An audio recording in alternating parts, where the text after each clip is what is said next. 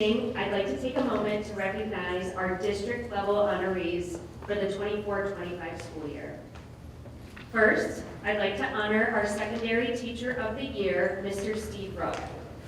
As you may know, Mr. Rook is part of our CTE department and teaches business and marketing at OHS, as well as sponsors DECA. Mr. Rook's classroom is a place where high school students discover not just academic knowledge, but their own potential.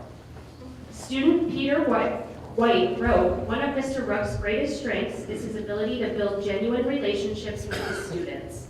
He invests time in understanding us as individuals, making us feel valued both as young adults and as learners. This connection not only creates a supportive classroom environment, but also motivates us to perform at our best. He celebrates our successes with enthusiasm, treating our achievements as if they were his own, which further fuels our desire to excel." Mr. Rook, congratulations. We are fortunate to have you shaping the future of our secondary students.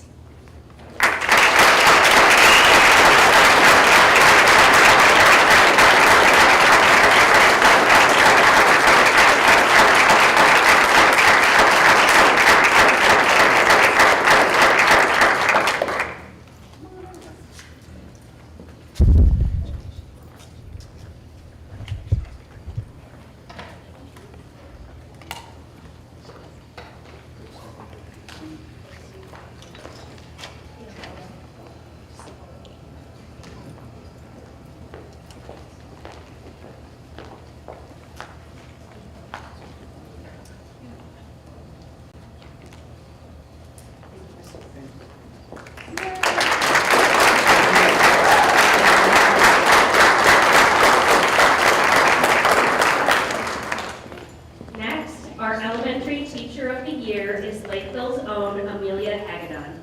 In Mrs. Hagedon's kindergarten classroom, learning comes alive.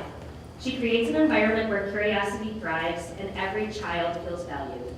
Her colleague, Mrs. Whipple, wrote, quote, "Amelia is an outstanding teacher and colleague. She is always researching and trying new ways to engage her students in learning and to make them feel special. One strategy that Amelia has used for her students is when her students come into the classroom first thing in the morning, they push a button that tells them the morning word. Amelia has recorded the directions. Thus, the students hear her voice, and this provides a fun way to start the day, but also provides the opportunity for students to feel independent and successful," end quote. Mrs. Hagedon, your energy, passion, and commitment to elementary education are truly remarkable. Congratulations.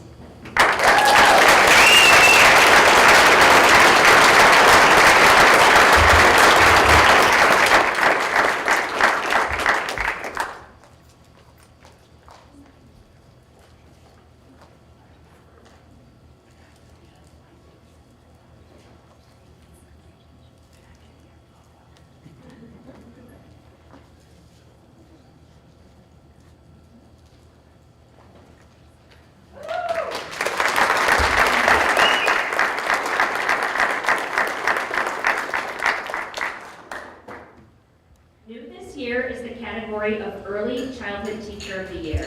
It is a privilege to honor Mrs. Kathy Ferguson, Oxford Early Childhood Teacher of the Year. You can find Mrs. Ferguson teaching the GSRP preschool class here at Lakeville.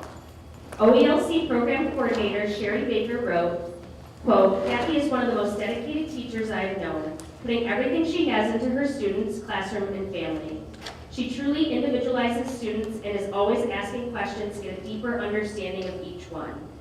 You could walk into Kathy's classroom at any given time and she could give you a quick snapshot of each one of her students in terms of development, strengths, areas for growth, and an individual strategy she uses to assist their learning," end quote.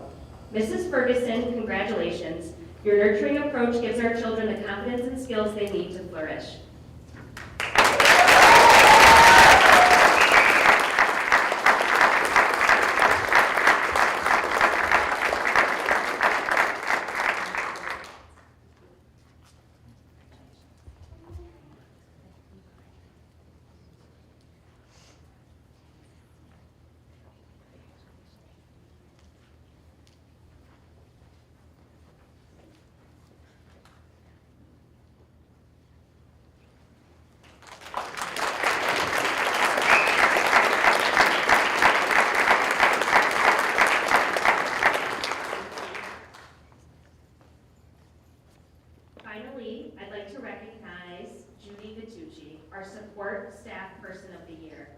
Mrs. Vitucci is an extended day teacher at Leonard Elementary. Her colleagues wrote, quote, "Judy's dedication to the Oxford Early Learning Center is unlike any other. She has been working for OELC for over 20 years and can be trusted to be the first person in at Leonard each and every morning. Her knowledge of the program is insurmountable, and yet she continues to find new professional learning opportunities to enhance her skill set while working with the kids. The children admire and respect her. They look forward to seeing her. Some families have even said their child wanted to add another day to their extended day schedule because Miss Judy makes everything more fun," end quote. Excellence in education requires dedication from every member of our school community. Mrs. Vitucci exemplifies this truth through her exceptional service to students and families. Congratulations, Mrs. Vitucci.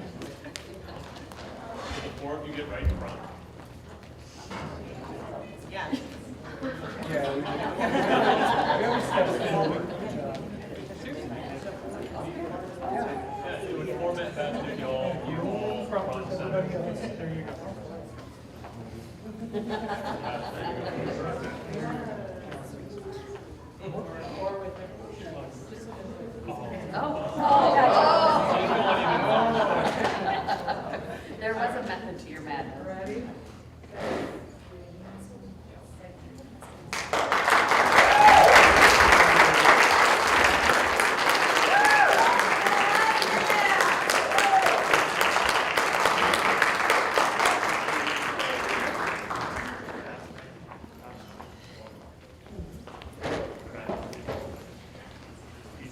I'd like to extend our deepest gratitude to Matt Beasley and the Beasley Insurance Agency. Their generosity and unwavering support of our schools demonstrate the powerful impact that the community partnerships can have on education. Matt, your investment in our schools is an investment in our community's future, and we are profoundly thankful for your commitment to our students and staff. Please join me in a round of applause for all of our exceptional individuals who represent the very best of our district. Thank you.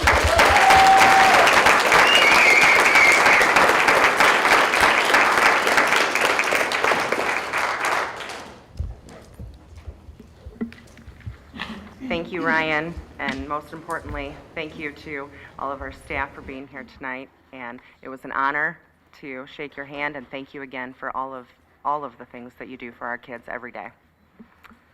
We will move into the next item on our agenda. We have Kristen Gwynn for Lakeville.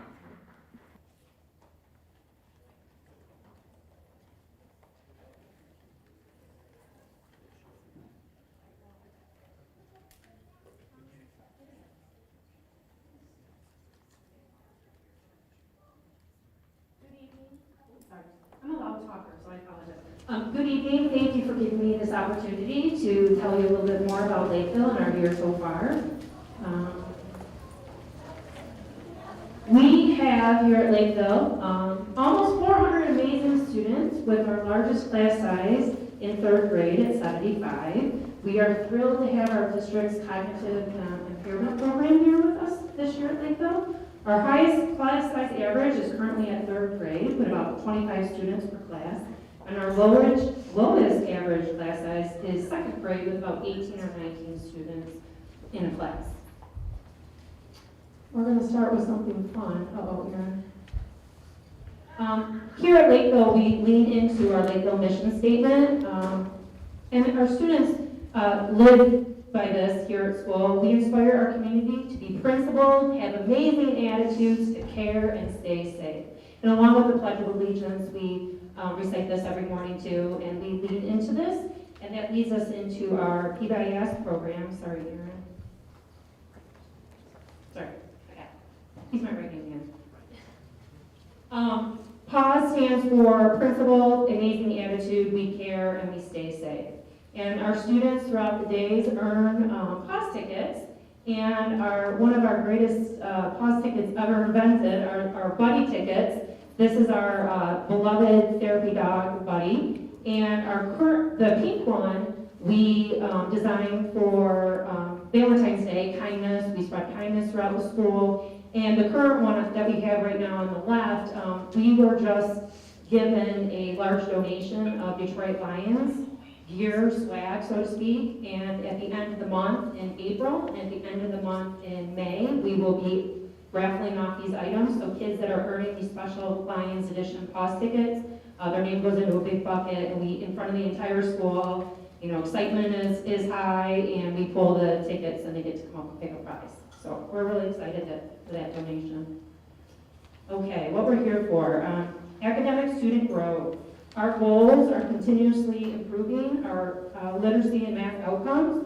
We lean heavily into teaching essential practices in literacy and math, which we follow our board adopted curriculum, and we lean into our instructional coaching a lot to help continue to improve our instructional practices.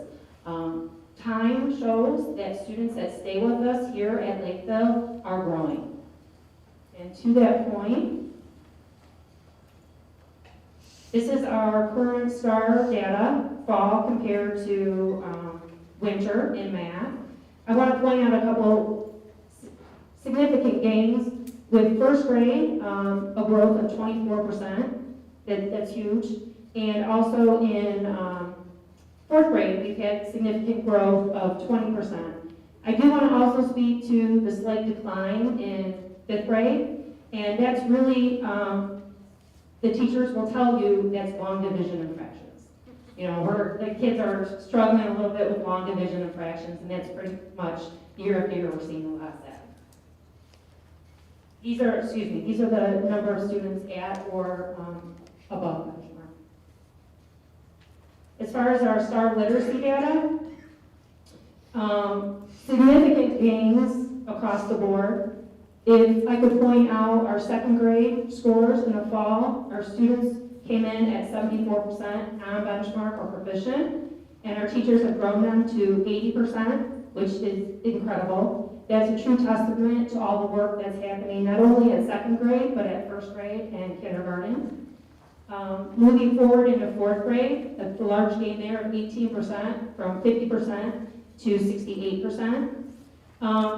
I do want to speak to the slight decline in kindergarten. In the fall, our students came in at 75% at above proficient. That's big, right? And then in the winter, when we tested our students on the STAR data, we dipped a little bit to 72%. And really digging into this with our kindergarten teachers, I think we have to realize that kindergarten is a very special time, right? There's a lot of factors that play into kindergarten. One of them is as easy as, well, not as easy, but technology. Our kids are mainly used to touch screens, and when they're taking the STAR assessment on computers, they're using mice. And so they're navigating that. That's a factor, right? They need adult support with that. The other thing, too, is that when we test between fall and winter, the skill set continues to get harder, right? It gets more challenging. So students right now in kindergarten are learning digraphs and blends. They're also not able to rely on pictures as much to lead them through words. They're relying more on the text and sliding through the words with their sounds. So we are testing the same thing, but the challenge increases.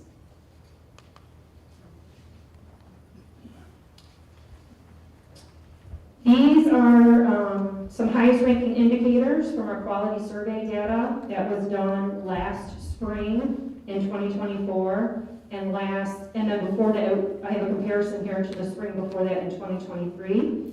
I'd like to point out a few things. Point 3 There's a staff member who a student can go to for help with a personal problem. You'll notice that our staff remain high at 97%. They agree to this, or strongly agree. Our parents, our community is a little less at 87%, and I think one of the reasons why there's a little bit of a discrepancy, not too much, but a little bit, is we don't advertise all that we do for students, families who are experiencing a personal problem, right? Staff who's involved knows, but that's not something that we advertise. So there's a lot that happens behind the scenes that we're not able to talk about with our community, right? And so a lot of that could be just not knowing. And then another good one, a big one for me, is that from spring of 2023 to spring of 2024, Lakeville is safe. We've risen from 75% to 89% in the community's perception, and our staff also raised 11 percentage points in that regard as well. Our lowest ranking indicator, and I've seen this before in other presentations, is discipline is enforced fairly. There's a lot to consider when a situation arises, and there's a multitude of factors that go into a disciplinary decision. Perspectives, things that are happening behind the scenes. So sometimes it's hard to work through, but we've taken some intentional actions. We've developed a continuum of consequences and shared that with both staff and students, and it also appears in our Lakeville handbook. We have a strong FSL support presence. We have a behavior support paraeducator to help support the work of our FSL and our staff. And we lean heavily into restorative practices here at the building. Our circle work in the classrooms continues to help us build connections and relationships in our classroom communities, and I think that's really helping us. And actually, prior to implementing more circle work as a district, we used something called a mood meter check-ins here in our classrooms. And so our Lakeville staff, prior to being trained in restorative practices, were actually circling up on a daily basis, checking in with students and how they were feeling on a particular day. And this is super, super important. It's good to gain the perspective of our students. This data came this year in November, December-ish. That's why I put fall, winter. This speaks volumes. 97% of our students feel that there's an adult here at school that will help them, and they feel safe in school, 91%. And Lakeville has clear rules for behavior. We have the kids are aware, they know, they can speak to our PAWS acronym, of being principled and safe and caring and having an amazing attitude. Now to the fun stuff. There's our beloved therapy dog Buddy and our mascot Paws. A couple of things I'd like to highlight here, right here. This picture was just like a couple weeks ago. Some of these boys came a bit early to school, and our Spanish teacher, Senora Zorn, saw them outside and they were cold, and she asked them, hey, you want to come in? And they are sitting playing a game in Spanish, and they are legitimately having a conversation in Spanish that was incredible. And this is before school even started, and they're having a class. Also, this picture up here just happened. You can kind of see streamers in the cafeteria here.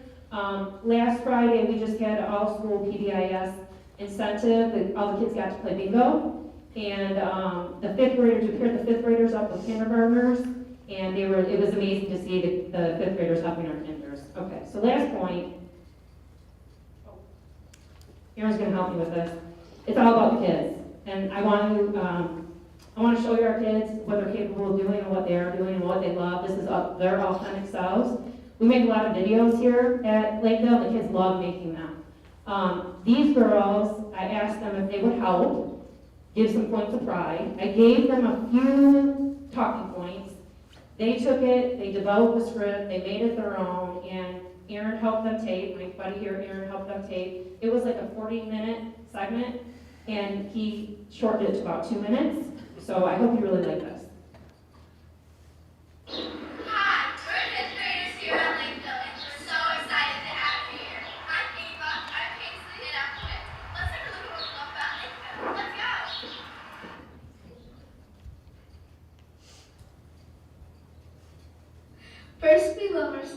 They are caring and always helpful. Speaking of helpful, Mr. Aaron is the one shooting this video. They are always like a family to us. Now let's talk about our favorite dog, Buddy! Buddy is our favorite dog. He's so lovable and we love that he helps people. He can always find a friend that needs help. And now we talk about the art being hung up in our community. Mrs. Teal is hanging up our school's art in our community. We interviewed a couple people and they all think it's really cool. Our own Miss Mama thinks it's amazing.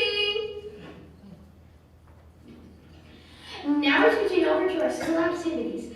The school activities are always the highlight of our day, like magicians, science alive, singing performances, and the monster mash. Now that those are so fun, let's talk about after-school activities. After-school activities are Girls on the Run, Shine, Cookies with Santa, Super Senior Spam Jam, Trunk or Treating, and so much more. Now, our last subject for you is PAW stands. And if you did not know, PAW stands for Principal, Amazing Attitude, We Care, and Stacey. PAW tickets are a positive, fun way to acknowledge people who are doing PAW schools. We have limited edition ones some months, and this month it's Lions PAW tickets, with Buddy on it, of course. Now, thanks for watching. We had a pause sometime with you. Back to our favorite, most amazing principal, Mrs. Wynn!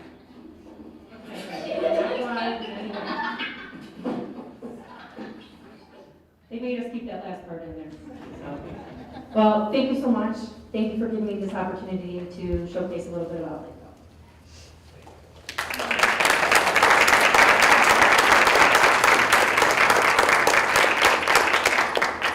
Any board questions or comments? Shane? Yeah, sorry I can't face you. It doesn't work out real well, but just a couple quick questions. The STAR data, how does that, the data that you presented, how does that compare district, county, statewide as far as the percentages? I would have to dig into that a little bit more, but I believe we're very comparable to the rest of our district, for sure. The STAR test is something new for us this year, so we're just learning the nuances of it as well. Last year it was the FAST. So I actually was talking to the kindergarten teachers who brought in some district specialists who were helping us try to dig a little bit deeper into that STAR data. We're just getting familiar with it this year. So. Okay. All right, great. And just a question as far as I saw there looked like significant gains in math, maybe not as much in literacy. And I know you said that challenge increases in literacy, taking the pictures out and things of that nature. Do we feel the rigor is there in math as far as it being challenging, or what are your thoughts on that? I'm sorry. Do I feel that we have the rigor in math? Yes. Like, you mean in our curriculum? Right, just because the scores are significantly, there's a bigger jump in math pretty much across the board compared to literacy. Yeah. So I just wondered what your thoughts were.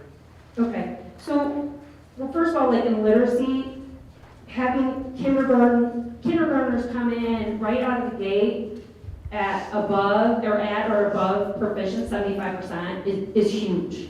That's a testament to our community. That's a testament to programs that they might be in. Back when I taught middle school and elementary school, I taught kindergarten. And back when I taught 7 years of kindergarten, today's kindergarten compared to what I taught in kindergarten is night and day difference.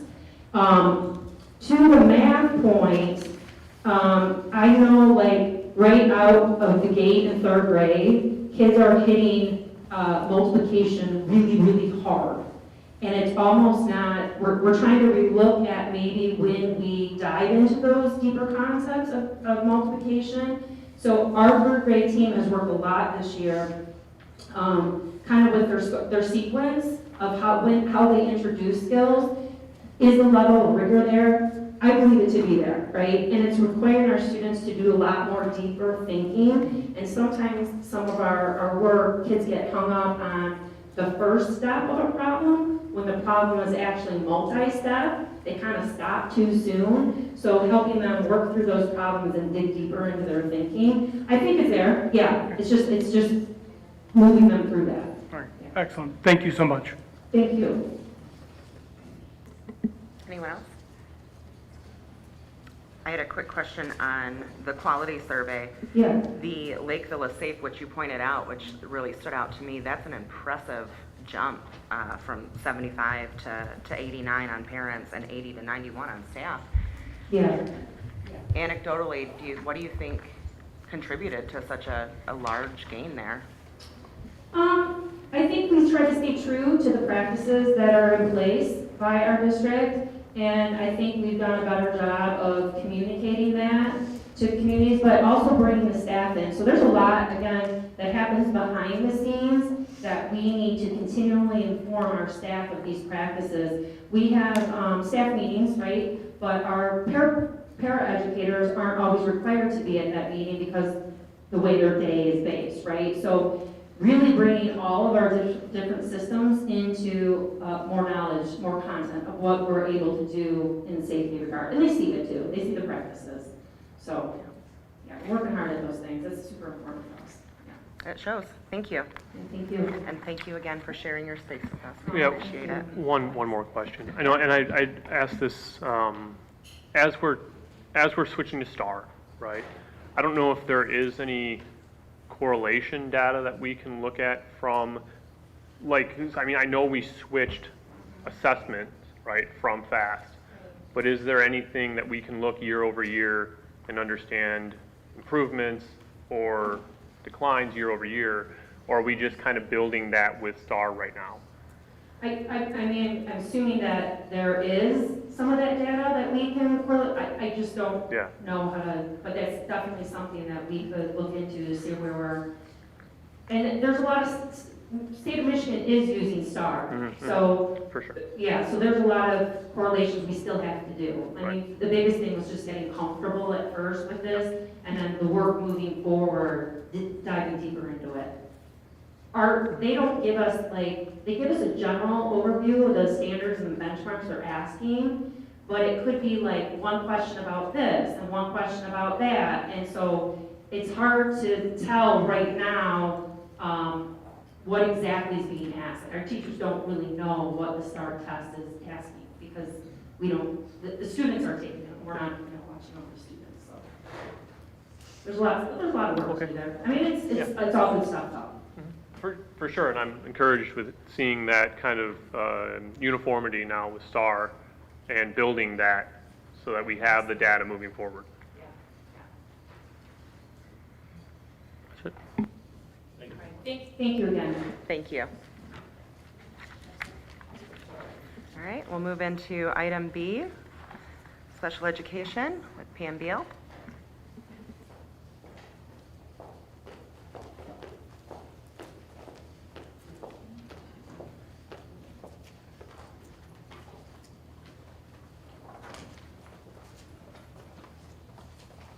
Good evening. Thank you for the opportunity tonight to provide this annual update on our special education program in Oxford. My name is Pam Beal, and I am absolutely honored to serve in the role as special education director here. I apologize if this is going to sound rehearsed, but I'm going to try to stick to my notes so that I provide a thorough yet efficient presentation this evening, as I know the agenda is going to be. This presentation is designed to give the board a high-level overview of our special education program. We will review the legal and funding framework, discuss our district's programs and practices, look at student data, highlight our department's focus areas, and provide general awareness of how we serve students with disabilities. As director, I oversee a wide range of staff supporting students across the district. This includes teaching staff, ancillary staff like school psychologists, social workers, and speech and language pathologists, as well as our contracted staff, our occupational and physical therapists. I also support our district-wide paraprofessionals and other staff working with our students with Section 504 plans and students receiving program services. Our department is structured to provide a full continuum of services to students with disabilities.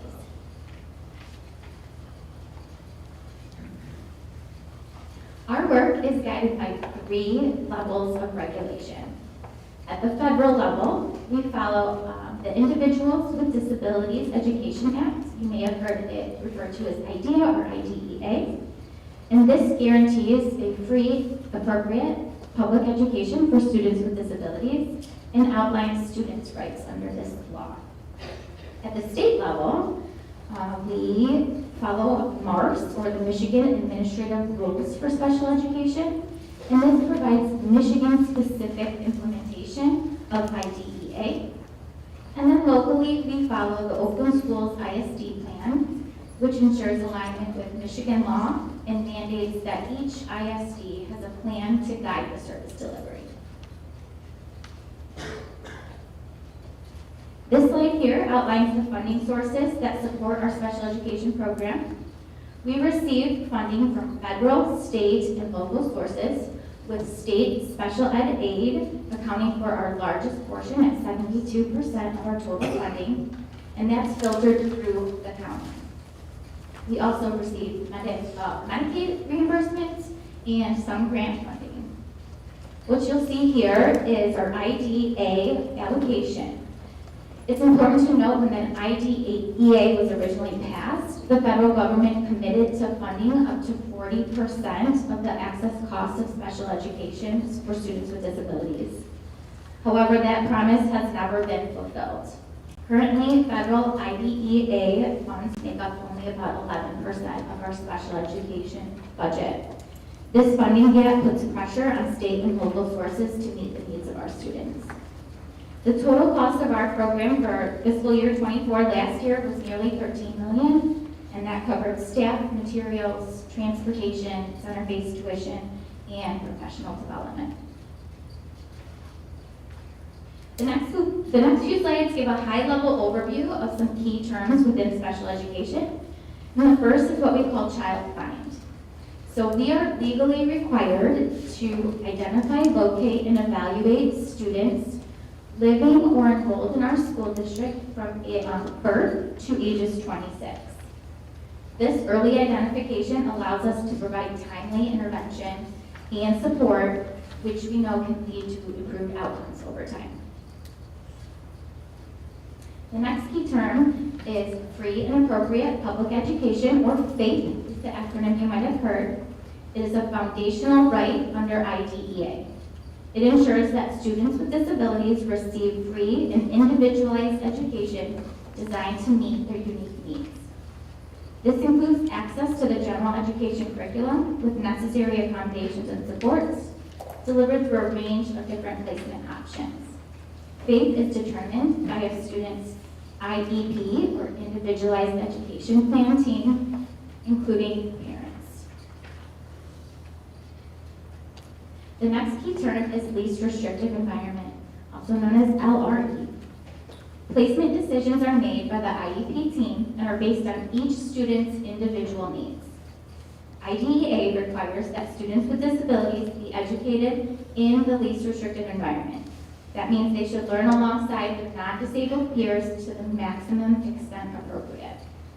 This slide here is from MDE, and it shows the continuum of placements from full inclusion at the bottom, full inclusion in general education, to more restrictive settings like center-based programs or homebound settings. As placements become more restrictive, we expect to see fewer students needing those services. However, for some students with more significant or complex needs, a more restrictive placement may be most appropriate and supported by their LRE.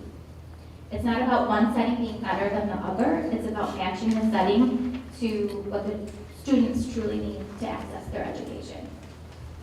The federal goal is that at least 80% of our students with IEPs are educated in general education classrooms at least 80% of their school day. So at those bottom tiers of this triangle. Research shows that inclusive practices, when implemented well, lead to stronger academic, social, and long-term outcomes for both students with disabilities and their non-disabled peers.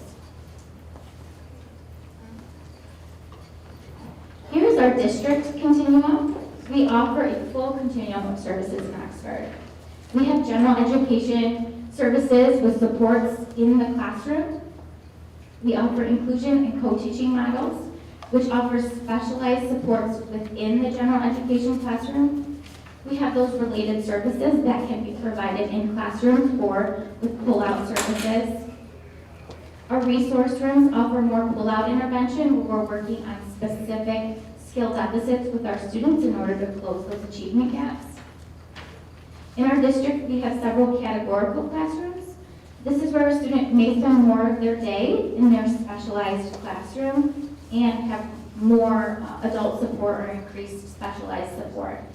At our elementary level, we have classrooms for autism spectrum disorder, cognitive impairments, and emotional impairments. At our middle school, we have autism spectrum disorder classrooms and CI classroom. And at the high school, we have CI for our cognitive impairment classrooms. If we don't have a specific program that a student requires, we may enter into a cooperative agreement with a neighboring district who does have that program. So that number there represents how many students right now we have with cooperative agreements with other districts. And then for students, again, requiring that most restrictive and specialized support, we go through the county, and those students attend our center-based programs throughout the county. We have 9 students right now served by various other districts. This range of options allows us to meet the needs of all students residing and enrolled in Oxford. As of April 14th, we serve 827 students with IEPs and 4 students under an IFSC, which is our birth to 3 students. These numbers are constantly changing as we're evaluating students who are maybe becoming eligible or who no longer meet eligibility criteria. We also have 286 students with 504 plans, and these plans offer accommodations to students with impairments. The following slides I have are data informed by the Michigan Data Student System, or MSDS, and these are from last school year. Every year, the ISD, or Open Schools, gives us a great portfolio binder with all of our data already compiled so we can review. And a lot of it is comparison against the county and state. This slide shows the past 5 years how the special education identification rate has trended slightly upward, which aligns with our county and state trends. There could be a few contributing factors to this increase. We're seeing greater awareness and earlier identification of disabilities, especially in areas like autism and mental health. Post-pandemic academic and behavioral impacts have also led more families and educators to seek the support through special education. While increases in identification present resource challenges, they also reflect our district's commitment to locating and supporting students who need that individualized support. This chart here shows a breakdown of students with IEPs in Oxford compared to Oakland County and statewide. These are the 13 eligibility categories within the state of Michigan. What I want to emphasize about this data is that it's a neutral starting point. It's not about assigning blame, but it's about inquiry. And so the data is going to invite us to seek and ask meaningful questions about our systems, our practices, and our decisions. You will see that most of our identification rates are similar to the county and state. One area that stands out is our rate of emotional impairment identification. At 10.8%, Oxford is more than double the county and state average. This raises important questions like, are we accurately identifying and supporting students with behavioral and emotional needs? Could some of these students be better supported through general education intervention before reaching special education eligibility? And then do we have consistent practices across buildings when it comes to evaluation and eligibility determination? So like I said, this is not about assigning blame, it's a starting point for asking questions that can improve our practices. This slide was shared at the start of the school year with the department as the focus areas for this school year, and we organized ourselves into 3 pillars. And the first was connection. So we wanted to prioritize relationships with students, families, and each other through engagement and communication. Our community engagement includes presence at our parent education fair. We wrapped up last night the last of our transition nights, so we had a 5th to 6th parent meeting and 8th to 9th parent meeting, and last night we had our preschool to kindergarten parent meeting. We also have started Peers Awards, which I'll get to in the next couple of slides, and we have a very informational parent handbook located on our website that helps parents navigate the complex world of special education. Our second pillar was compliance and outcome-driven work. So we wanted to push our practice from compliance into quality. And we worked with Oakland Schools this year to do a district self-assessment on our practices. And we were able to get the results from that self-assessment and prioritize our goals and action steps for next school year. And our third pillar was the least restrictive environment. So the MDE, starting this year, is doing a 6-year monitoring cycle of all districts in Michigan. We were not selected in the first cohort, but we know it's coming. So the MDE will start looking at our practices and procedures for how we make decisions on moving students along that continuum of more restrictive placements. So we worked really hard on the development of an LRE guidance documentation or document, and this was our first year with its implementation, and so we're working through some of the challenges with that, but we are gearing up for that audit, and we're confident that we're going to be able to have good practices and procedures in place.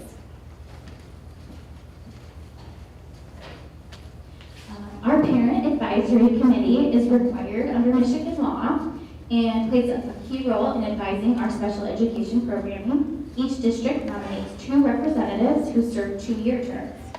They attend evening meetings with the ISD TAC, and I meet with them regularly for updates and planning. This is a picture of me here with our current OPAC, so Oxford TAC is what they call themselves. Emily Lesnok, who's here tonight. Thank you, Emily, for being here. And Megan Eller. Megan is the woman who has blonde hair in the blue. Tonight, I am recommending the reappointment of Megan Eller to represent Oxford to be voted out at the next board meeting.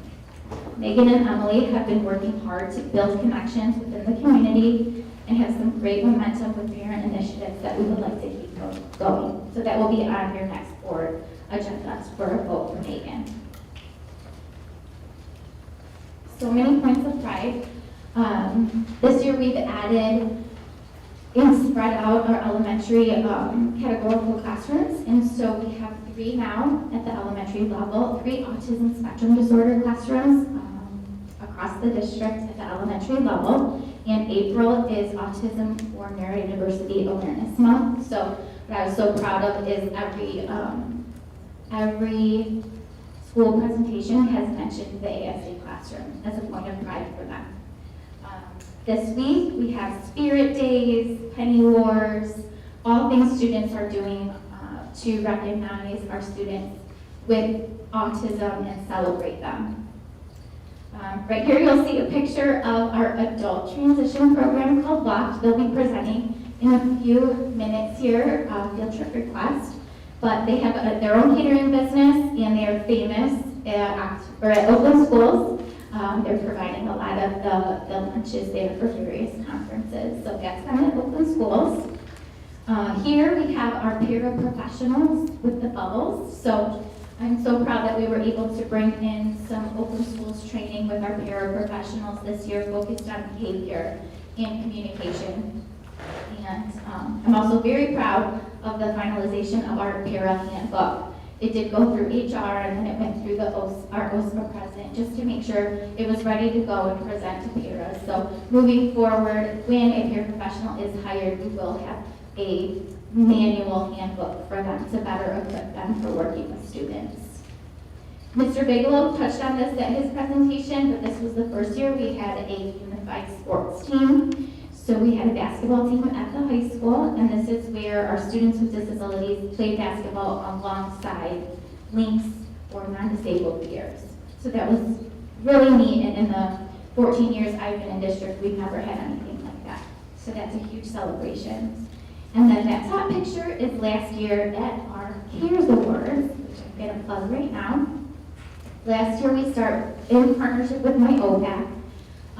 We started the first annual CARES Award. So it's a way to acknowledge our staff who work with our students with disabilities. It's a way to acknowledge our non-disabled students who serve as role models and support our students with disabilities, and also acknowledge our students with disabilities who show compassion and support for others. So we're taking nominations through April 30th, and then on May 20th, we will go back to Seymour Lake Park where we will recognize our nominees. That was quick and efficient, and do you have any questions? Questions? Shane?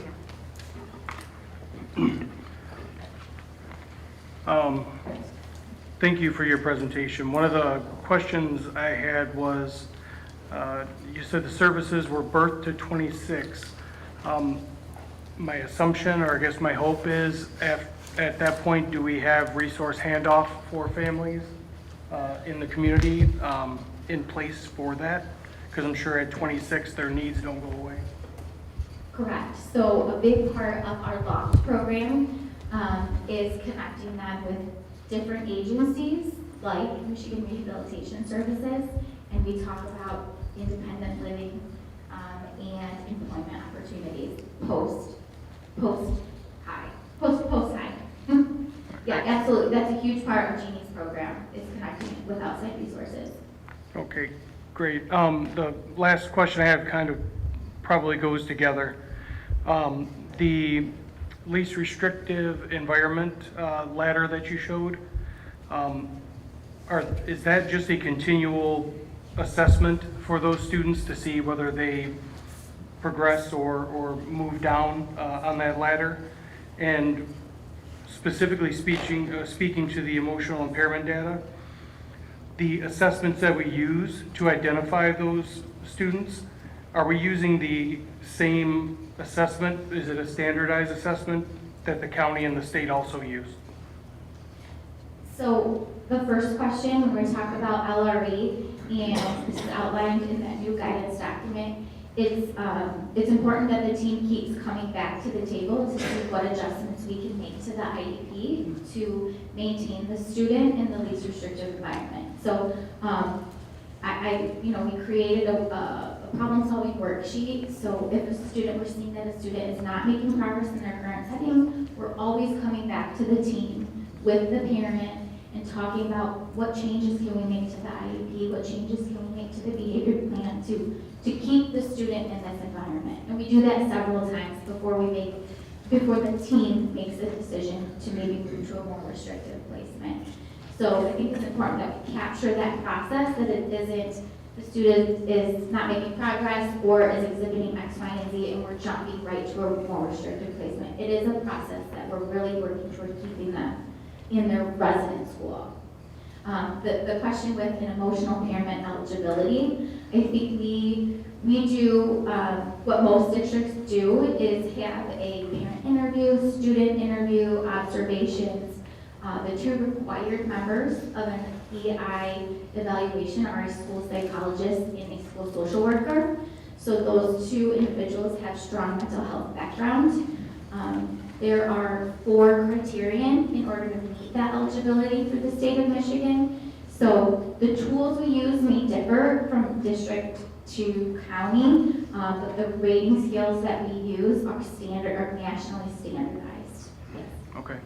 Thank you guys for all you do. It's as a parent, I can tell you, I wouldn't be able to express how much it means to me and my family, the work that you guys do. So, thank you. Thank you. Anyone else? I just want to echo, just thank you for a thorough presentation. I really enjoyed how you laid everything out, the definitions in there. I really appreciated just the organization of this. Thank you. Thanks, man. All right. Well, thank you, Pam. You didn't touch too much on it this time, but I just want to draw attention again to the handbook that you have that is an excellent resource, and I've had that question a few times and have always directed parents to that handbook and have heard how helpful it is. And just going over it again when we were getting ready for the presentation reminded me of how great it was. So thank you again. Thank you, Amanda. Thank you.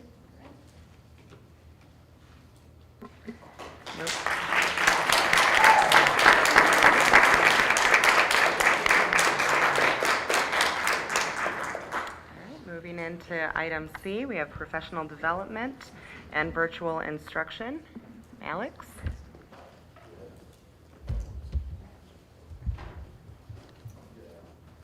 Hey everyone, how are you? My name is Alex Guy. I am the Director of Continuous Improvement, Grants, and Instructional Technology here at Oxford Community Schools. You're probably wondering, who is this guy? Literally and figuratively. I'm new to Oxford Community Schools as of November. So I've had a chance to sit here for about 5 or 6 board meetings, and I want to say I'm very excited to finally have a chance to sit up here and present some of the exciting things that we're doing and planning for the 25-26 school year.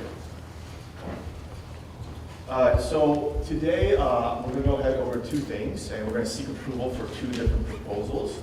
One is an opportunity that OCS will continue to pursue, and one is a new opportunity for the 25-26 school year that will really give us some additional flexibility around our calendar process, our mode of instruction, and our testing schedule.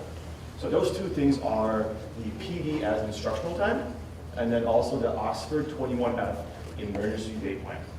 So I'll cover both of those things, and then if you have any questions at the end, shoot them my way. I think it's important that for both of these proposals, we just remember the context for what constitutes an academic year by MDE, and there are really just kind of 2 components, and that's 180 days and 1098 hours. You have to hit kind of both of those in order for your academic calendar to be in compliance with MDE standards. So it's important to kind of just keep these in mind because the 1098 and the 15-day virtual plan kind of help us get to those plans by giving us some flexibility with how we use our time. So I'll start off with our PD as instructional time. So first I want to say that this is something that Oxford has used in the past. So we're just revisiting this proposal. One, just to acknowledge that there are some new members on the board, so just kind of refresh the memory of the community. But also our district-wide professional development committee has some new members as well too. So you wanted to get that approved as well too. And I'll share those names with you on the next slide. So what is the PD as instructional time? Well, MDE allows us to use 38 hours of PD as instructional time. That provides us immense flexibility with the ability to provide support, PD time for our teachers without having to worry about extending the school day either after or before school, extending the school year. We get that time back in our calendar. So it's a great tool for flexibility. In order for us to take advantage of this, we have to have a district-wide PD advisory committee. And I'll share again who we are recommending to be on that board.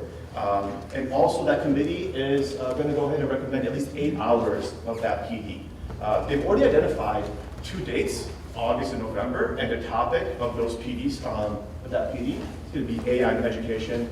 I'm really excited for it. It's something that is kind of all the buzz right now with our teachers in the education space as well too. So I'm excited for Oxford to take this forward with AI. And for 25-26, we have 3 days that we will take advantage of this proposal to count towards instructional time and instructional days. And that's August 19th, November 4th, and then January 2026. Now here are the names of the members on the advisory committee.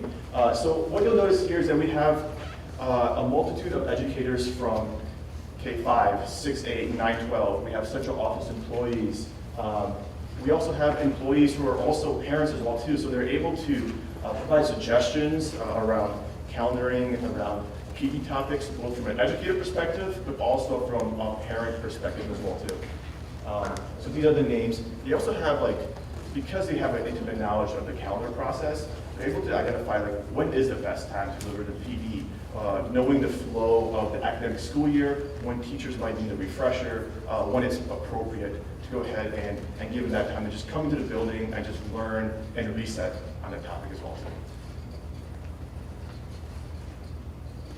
So the next one is going to be around the Oxford 21F Emergency Day Plan. This is something completely new that Oxford wants to pursue for 25, 26, and beyond. So what is it? Again, it's all about giving us flexibility with our time and our calendaring process. We're able to use per MDE 15 days of virtual instruction instead of in-person instruction in cases of emergency. Now, the word emergency here is used by MDE, but it is used very loosely. It could mean a building issue like there's a pipe that broke down, a pipe that burst, or the electricity went out. It could be about student testing, which is what we plan on using it for. It could be about additional professional development. So it helps us to shift our instructional mode into a virtual manner in order to continue instruction for our students should anything happen. So how are we planning on using it for 25, 26? Really just for our high school testing for our juniors. So right now, juniors come in for ACT Workies, they come in for SAT, and the 9th, 10th, and 12th graders are just at home. They're just hanging out. Using this 21F opportunity, we're able to go ahead and provide instruction for those students, for those 9th, 10th, and 12th grade students, continue the learning, continue interventions, while our 11th graders are in the building taking the SAT in a safe, compliant space as well too. So we're only looking to use it for just testing at the high school. I also want to say that it does provide us some emergency flexibility around closures on a case-by-case basis. If there is, for some reason, like I mentioned, a power outage that is lasting for an extensive period of time, we have burned through all of our state emergency days.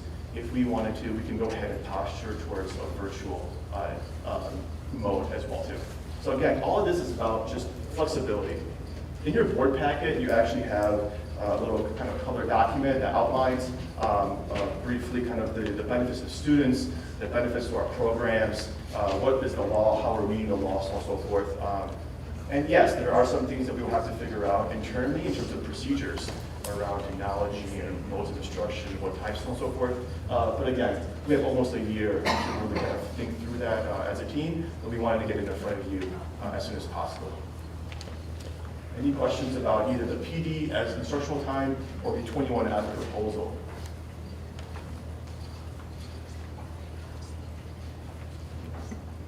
Questions, comments? Great. All right, I'll make up for it Thank because you. I do. Sorry, I can do. With going back to the committee, and I could be wrong, I'm just strictly going on titles here.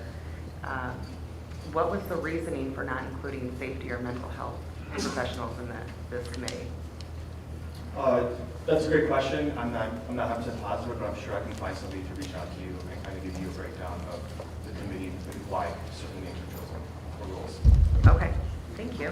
Yep. And then for the 21F, Yep. are we going to have a process and procedure in place for in the event, you know, that there is an extended outage, so that it's not just as we go? Everyone will already have login instructions. Parents will be notified. Yeah, You know, absolutely. Is This that not going to something be a it's not plan something put that in you would place? see as being thrown out last minute with, you know, the last hour of the day. Hey, kids, we have virtual instruction tomorrow. This is something that we want to go ahead and inform our community as soon as possible. Give them time to understand like this is a possibility. You know, post potentially on our website what that schedule looks like, so that way people are informed. Technology procedures are figured out. Hotspots are identified if needed for those students, and do that. Fantastic. Absolutely. All right, thank you for your time. All right, thank you. For coming to the board. Thank you.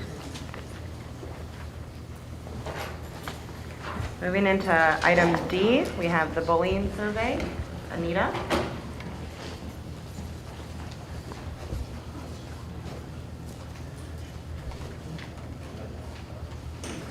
All right, good evening. Actually, before I get into the bullying survey, I can actually answer the question that you asked Alice about the team. That team is actually our continuing contract committee. That is the team that negotiates the calendar. So they are deeply entrenched in creating the calendar, they bargain the calendar for it to be approved and essentially go out to. So it's not necessarily that they're always deciding the topics, it's how they're deciding the flow of the calendar. And so there isn't necessarily a mental health professional on the team just because they're not who's at the table negotiating the contract. It doesn't mean that we as a team wouldn't decide what professional learning could occur on those days, but that's who makes up the team. They're the people who actually come up with the calendar. So if you hate the calendar, we're those people. If you love the calendar, we're those people. Yeah. All right, so I'm gonna go into the bully prevention survey. We have received a lot of questions and some concerns around the survey, and so I wanted to take an opportunity to provide some information and background to understand how we arrived to where we are. So first, since really the pandemic, bullying has been on the rise, and there have been more studies being done around bullying. And so the CDC released in the last, more recently, a pretty comprehensive survey results around bullying. And so I wanted to highlight a little bit of what the results showed in their findings. And all of this information is on their website under the National Center for Health Statistics. So their findings showed that between July of 21 and December of 23, 34% of teenagers were bullied in the last 12 months. Sexual or gender minority teenagers were more likely to be bullied by 41% more than teenagers who are not a sexual or gender minority. Specifically, LGBTQ plus students are significantly increased risk of depression, suicidal ideation, with nearly more than 1 in 5 attempting suicide in the last year. And then you can see other markers there. White non-Hispanic teenagers are more likely to be bullied compared to teenagers and other race or Hispanic origin groups. That actually is surprising to us. It's almost something that you might experience as the opposite. Teenagers with developmental disabilities, learning disabilities, might fall under the special education umbrella, experience more bullying than teenagers without. And then teenagers who are bullied experience nearly double the symptoms of anxiety and depression. So these data points were really the reason that we felt compelled to check against what does our community show in regards to these. Do we have the same rate in which these types of bullying incidences might be happening with our student body? And so when we worked on our more recent bullying survey, we use these as a marker to check to see, does this match our student experience? And our job is to ensure that none of our students would fall into those statistics. We have a legal responsibility to protect students in protected classes, and under the Elliott-Larsen Civil Rights Act, persons with disabilities, the protected classes prohibits discrimination based on religion, race, color. You can see it there, national origin, age, sex, marital status, and it goes into sexual orientation, disability, gender identity, or expression. Further, we have laws like Title IX, Section 504, which Pam spoke about earlier, and we actually have board policies that help govern and protect the students who fall into these protected classes. Specifically, I listed the board policies there that we have adopted that helps to protect the students. So in our past surveys, we've been surveying for understanding bullying trends in our district well before I started here, and I started here in 2018. We have historically asked just general gender, race, ethnicity, and grade level. And this year we expanded 2 categories, so the special education and IEP question to get at understanding the statistic around developmental disability, and then we expanded for secondary students only the gender identity category and added the orientation. And again, it's a response into what the national data trends are showing. So for our process, an email goes out to parents and caregivers informing them of the survey and their ability to opt out. Parents and caregivers are given an opportunity to review the survey. The letter says that you're welcome to come in and meet with the principal and review the survey. Some parents were not able to come in and meet, so we sent them the link to be able to see it. There are also layers of opt-out. So the very first and biggest opt-out is you don't participate at all in the survey. The second layer is that within the question, there's always an opt-out of I prefer not to say. So if a question presents it to be uncomfortable for a student, they can just say I prefer not to say. And some of our students did do that. And across the district, we had 29 opt-outs. So we had 29 students or families that expressed that they did not want to participate in the survey. We do know that there are some parents who may have not received notification, and we work to rectify that situation. We also know that moving forward to safeguard against that, the district will be the main communicator to all families of the survey to help prevent that potential oversight. And then we'll layer on additional communication with the buildings and following up with that. And so, yeah, that's the process. And then these are actually the links to the elementary survey and the secondary survey. You could go through and take it as a participant. We will see that if you do submit all the way, we'll note today's date that likely an adult took it. The questions are conditional.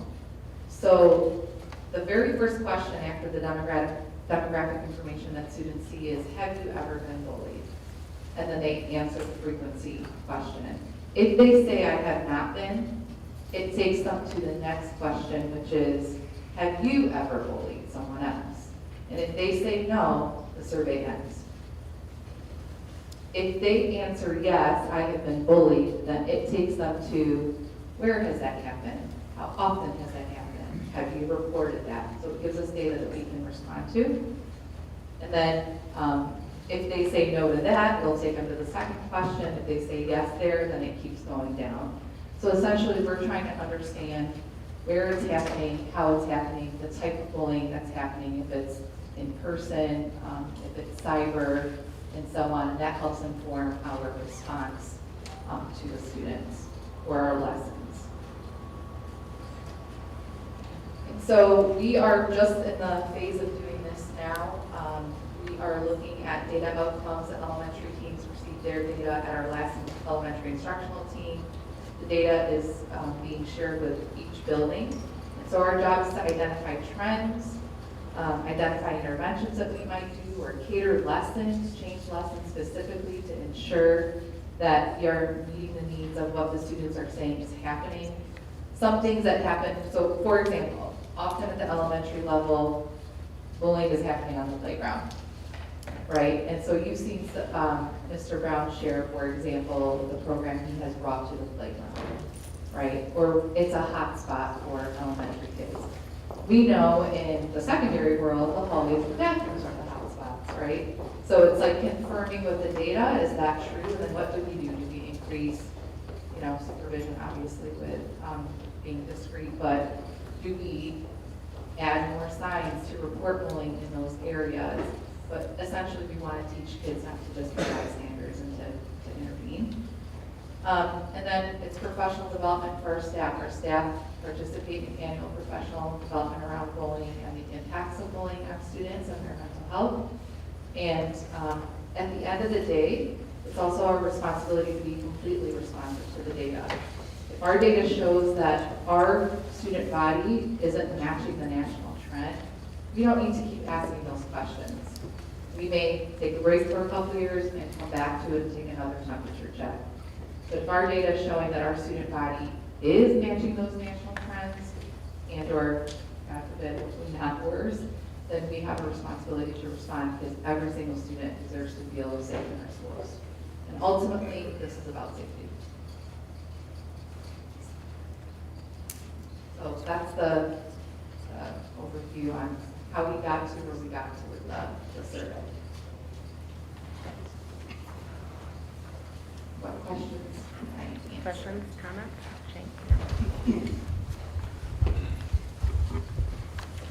Yeah, I just have a couple of questions. The 29 opt-outs, was that opting out from the entire survey or just the demographics or a mixture of both?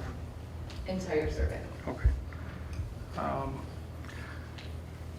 Part of the survey, perhaps a suggestion, I don't know. I just know there's a lot of students that don't feel comfortable coming forward. Could we possibly include a question asking if students have ever witnessed bullying themselves, instead of it either being they were being bullied or they were a bully to someone else? Just wondered if we couldn't include that they've ever witnessed it in the school. And then finally, kind of just a general question. You said this is about safety, and I agree 100%. Now that we have this data, I guess what is the plan moving forward? So the plan is to look at the data and like the elementary, for example, last week got their data from our bully prevention coordinator, and they started identifying like where are the trends. So if our students said this is happening, okay, showing this bathroom or it's on the playground. So it's creating lessons for either the FSL or social worker to go in and reiterate. We do have a bully prevention curriculum that we might revisit and say, okay, we've done it at the beginning of the year. Do we need to actually go through it more frequently than just once a year? So it's really about taking action now and responding to our themes. Thank you.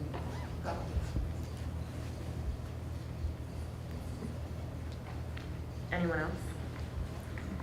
I just had a comment. I feel like a lot of the feedback that I have received surrounding this is really boils down to the communication, because as you said, these questions were new this year, and many parents and students did not expect to see these questions on a bullying survey as they had in the past. And you know, I really want to make sure that we're adhering to the Pupil Rights Act and allowing parents and students to make informed decisions. So with that said, just throwing it out there as letting you know of feedback, and maybe in the future, if there is going to be such a change on a survey like this, that we make sure everybody is aware. We agree. I think it's an area that we could have improved. We have received feedback from a lot of parents who said, I completely agree with this information being there, but I would have liked to talk to my kid about it first. And so we do agree it's an area we did improve, for sure. Thank you. All right, thanks again, Anita. Thank you.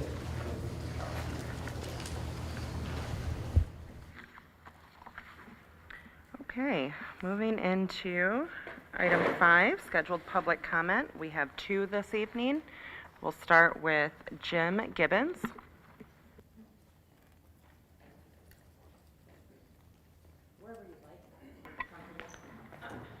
If I have the mic, I can do like a lounge.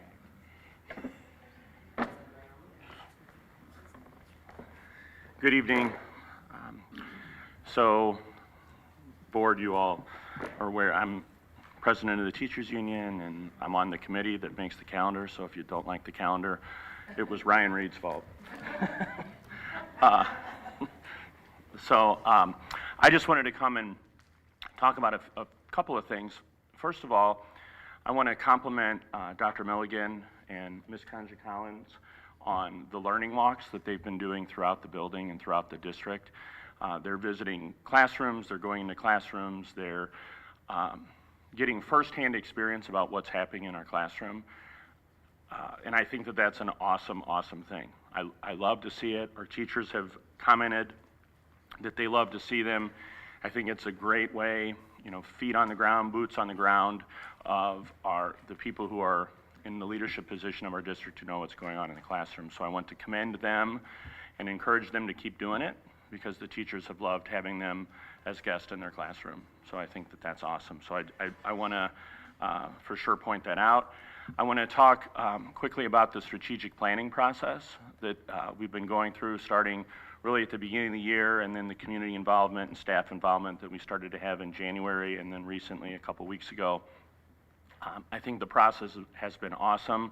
I want to commend the board for your involvement in the process, for being there when we have these community sessions, for participating at the tables with us and getting the input. I know I had the pleasure the first time of being with Mike as we did a walk. I was with Ann and Mike Whitney as well. So it was great to be, I'm sorry I didn't get with the other folks, but it was great to have dialogue with the board in that type of setting to talk about where we're at as a district and where we're going. So I just want to commend Dr. Milligan again on the process that you have led and the board for being participants in that. Speaking of strategic planning, I want to just draw attention to one of the goals that was certainly in the plan that has to do with facilities and upgrades. And I just want to, I know I'm going to be running short on time, encourage the board to be thinking, forward thinking with our future with regard to sinking fund and with bond issues to improve our facilities. I know that that's going to help free up dollars for education to put back in the classroom, so we're not spending that on capital improvements, and our facilities are in serious need of some upgrade, just so we're putting our students in the best possible learning environments that they can be in. So I encourage you as you continue to move forward in the future as to look at both the sinking fund and bond issue. So, perfect timing. Thank you very much for the opportunity to speak tonight. Thank you. Our next is Ray Blake.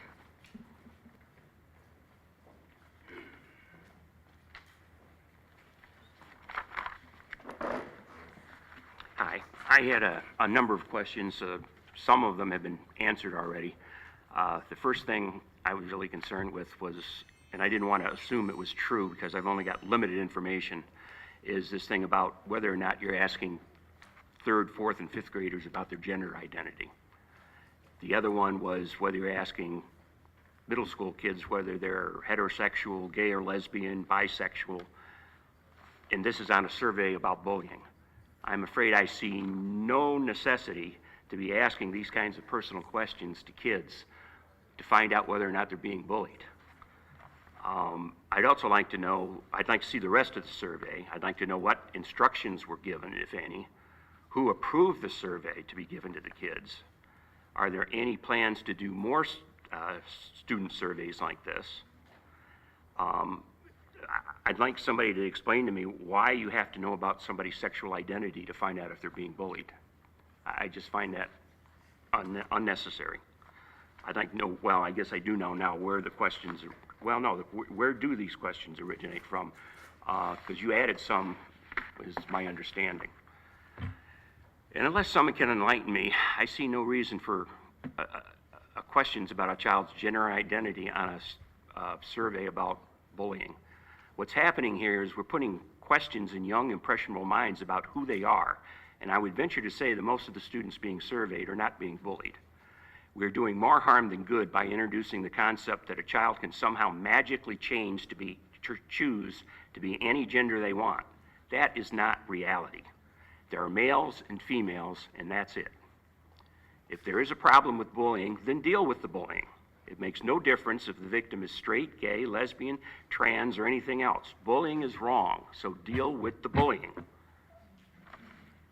Schools have no right to be introducing those concepts.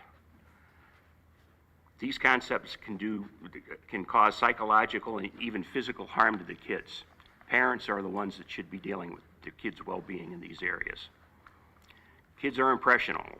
When schools start to introduce topics like gender identity and kids begin to doubt things they otherwise never would, we never know where it's going to lead. I know that most teachers, counselors, and administrators do this with the best of intentions. They try to support the child's emotional needs, may even support them in transitioning, but they don't have the right. When that child graduates or drops out of school, they're done with them. It's the family that ultimately has to bear the emotional and financial burden of getting them psychologically and physically healthy again. So for this reason, the schools need to leave the parenting to the parents. In the future, I would like to suggest that before any surveys are given to students, they're sent to parents to review and decide if they want their child to participate. They should be required to opt in, not out. Thank you for your time.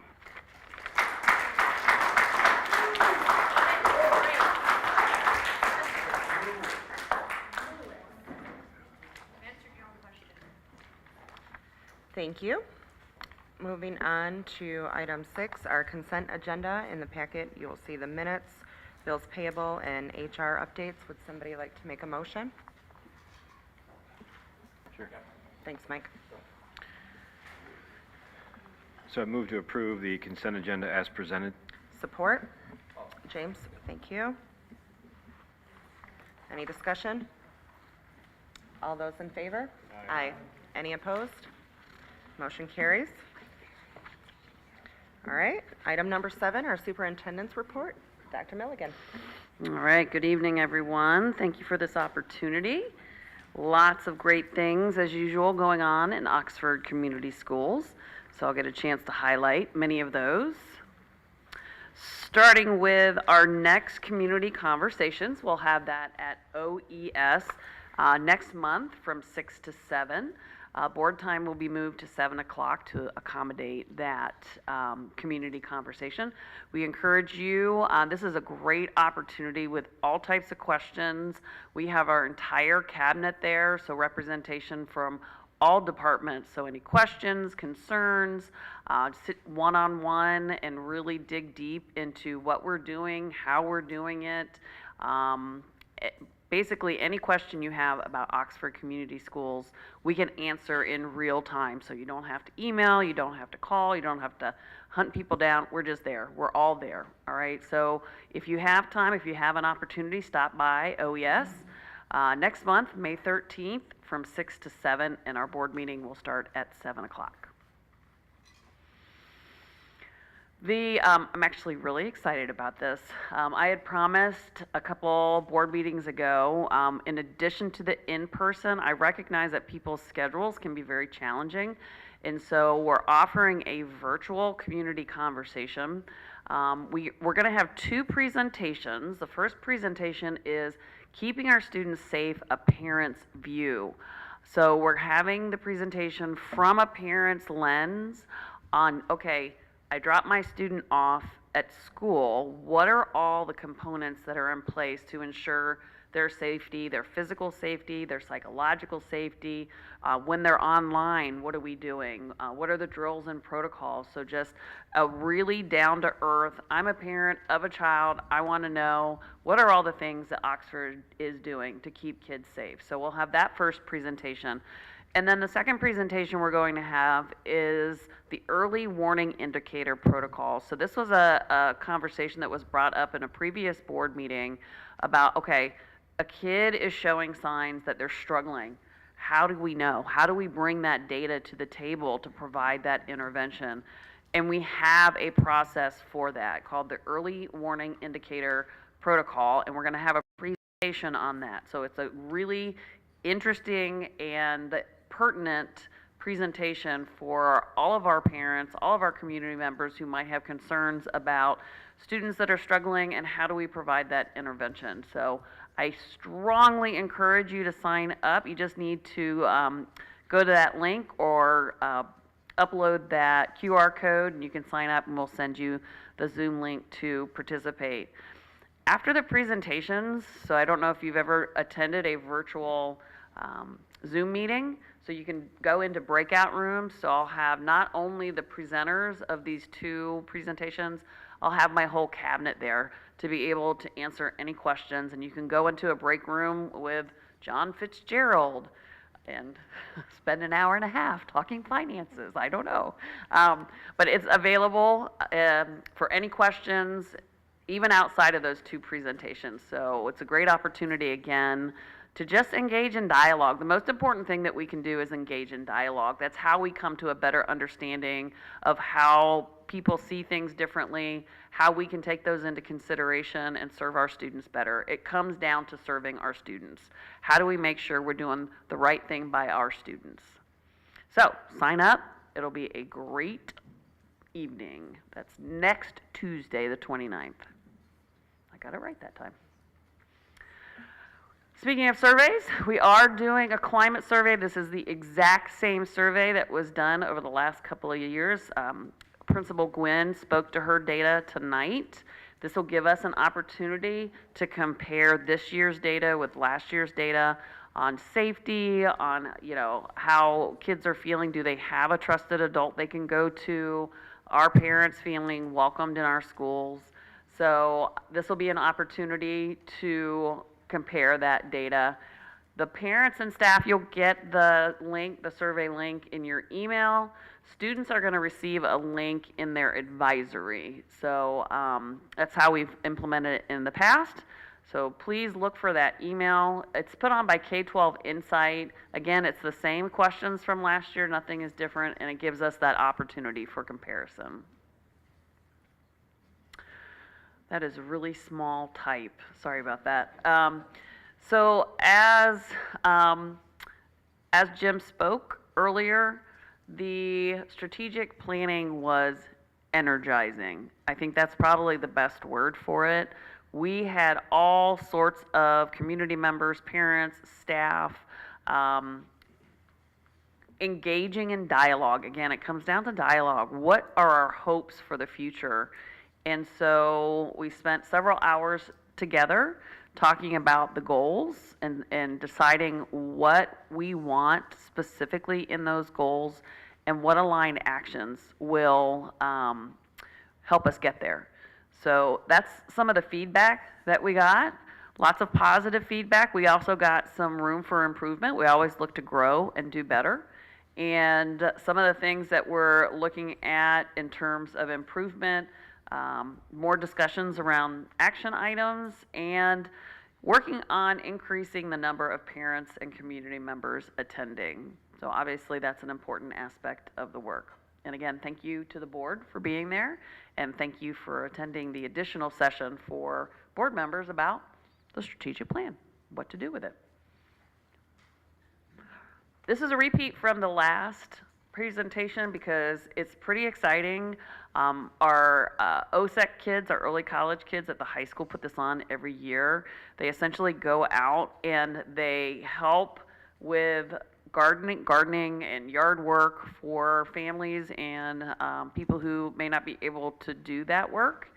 We are looking for volunteers, so they are still accepting volunteers. It's this upcoming weekend, so please, please, please, if there's any time that you can donate, please sign up. Our kids, this is completely student-driven. They're very passionate about this. Historically, they've done numerous houses throughout the community. So if you can sign up, please do sign up. This is Daniel Axford. I absolutely, Jim talked about going on learning walks. We did a learning walk in Daniel Axford. This is about as far away from my experience as possible. I'm a high school principal and teacher, so being in there with the littles was really interesting. But I love these pictures. Principal Boyd sent this to me, and this is the first one. I believe they're kindergartners, and they're observing and learning about pill bugs in science. I remember being that age and just like turning over the rocks and finding the pill bugs. So I feel that. That's good stuff. And I was a science teacher, so I absolutely appreciate that. This middle picture are our first graders, and they're learning about worms and worms that don't have eyes.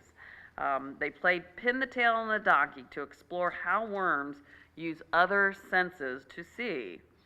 And then finally, the third picture, first graders, and they're learning about data in math. First graders wrote their own questions and went to another DK class to collect data. So these are all what we would refer to as authentic learning opportunities, right? So sometimes we see pictures of kids learning and they have a book in front of them, nothing wrong with books, or, you know, a worksheet or whatever.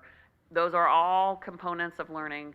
This is something where they're inquiring into the world, right? They're asking their own questions, they're making their own observations, they're collecting data, they're processing data, right? It's getting those parts of their brains really engaged, and they absolutely love it. So these are some of the things we get to see during our learning walks, and it's thrilling, absolutely thrilling. And of course, the next picture is really thrilling too, because who doesn't want to see their principal in a duck outfit? So this is at DA, the PE classes. They participated in American Heart Association's Kids Heart Challenge. They did this in February. They actually surpassed their goal and ended up raising $14,500 for this great cause. That meeting their goal meant that Principal Boyd wore a duck suit for the day, which I think that looks pretty good. That's impressive. So pretty exciting stuff going on at Daniel Axford. So this is Leonard, some Leonard fun. So the picture on the left and the right, they had a 4th and 5th grade dance evening activity. The theme was masquerade. Clearly they are having a great time. Kids, I don't know if you know this, but kids love neon, anything that lights up neon. So when you dim the lights and they have those things, they just have the absolute best time. So that's pretty cool. And then, of course, the adorable dog in the middle, that's Moon Pie. Moon Pie is Leonard's Friday facility dog. She only goes in on Fridays. And Moon Pie is also my neighbor. So anytime I go out to my mailbox, there's Moon Pie staring at me from the window. She doesn't look like that when she's staring at me, though. So that was her Easter outfit. All right. All right, this is Clear Lake IB Students of the Month, and I wanted to highlight the reasons why they got their awards. I just thought they were so cool as far as character, kind and caring, principled leaders, hardworking, dedicated, effective communicators. Like, these are all characteristics we hope to instill in all of our children and all of our students. So I was just really impressed with the variety of reasons for students receiving these awards. At Oxford Elementary, we have some samples of adorable, utterly adorable ceramics. They do a really incredible ceramics program. They also have a very robust physical education program. I can attest to that. When we were at OES for the strategic plan, their gym is right next to the cafeteria, and those kids were running and doing all sorts of stuff. I was sweating for them just watching them through the window, so they definitely stay active. And then, so testing, you probably know this, testing is very stressful for kids. And so one of the ways that we try to support them in this is we often will come up with strategies to prepare them just physically, so they get their water, sometimes they get treats, they just kind of calm down a little bit. For kids with testing anxiety, it's a big deal, and they can get really stressed out. So I'm very impressed on how OES addressed this. Not only did they have their M-Step, they call this the M-Step Sunshine Cart that they pushed around for mini treats for the students. They also did a little video that they showed. So Aaron, do you mind clicking on that?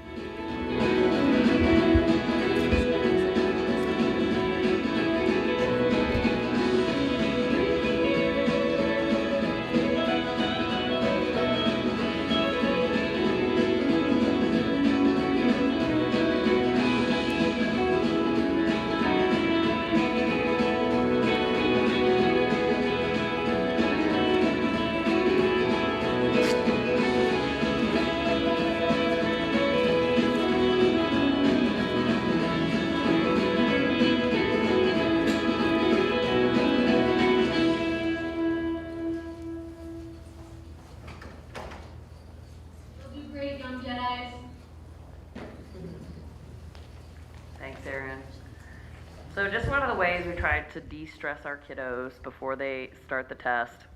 So thank you to the OES staff for doing that and for sharing that with me. To our middle school, so the middle school took 40 8th graders to a career readiness workshop at Oakland Schools, and it was based on their interest in Zello for healthcare. So they learned all about the healthcare field. The young man in the middle, that's actually a chest cavity, a pretend chest cavity that you can essentially go in and do surgery. So it looks a little ooey, but hey, he looks like he's having a good time. So yeah, so giving them those early career opportunities to test out things in middle school is the perfect time, because then they can really hone in on some things that they're interested in at the high school. Also, a huge shout out goes to Laura Wilson, who is the 24-25 Art Leadership Award. She won that from Artsana, something like that. So congratulations, Laura. Appreciate you. All right, so we were just having this conversation not too long ago. Believe it or not, we've reached May almost, which is the end of our seniors' school year. I still can't believe it. Senior breakfast is next week, so it looks like I might be serving breakfast to seniors. But they have all sorts of activities that are going on at the end of the year. So parents and seniors, please check your senior s'more. Like there's a whole calendar of events, including a carnival. So definitely check that out. But I put this up here because this is something new this year. And I'm so proud of this because it's actually the brainchild of several parents that came to me and they said, hey, we have this idea. We just wanted to run it by you, see what you think. And they thought, well, what if we did a walk? If our seniors got their caps and gowns, went to the elementary school that they attended as a student and walked down the halls, right? And had all the elementary kids clapping for them. And I'm like, oh my gosh, that sounds great. You know, go talk to Mr. Bigelow and let's see if they can work something out. And they absolutely did. So on May 13th at 2 o'clock, seniors have the option to go to the elementary school that they attended, or if you didn't attend one of the elementary schools, you can select an elementary school to go to, and they will have their caps and gowns, and they will process through the hallways while the elementary students clap for them. It is probably one of the most moving things you will ever see. My previous school district, we did this, and my seniors would come back, and the students had made gifts for them, and some of the gifts were, the kids made them a diploma, and like put well wishes and drawings on it, and my students, my seniors, came back in tears because they were just so moved. So it's a great opportunity. I'm so thrilled. Thank you, Mr. Bigelow, for figuring out how to make this work. I think it's going to be really moving for our seniors. I think it's also going to be really moving for our elementary teachers who saw these kids when they were itty bitty, and now here they are graduating. So I'm very, very proud of this opportunity.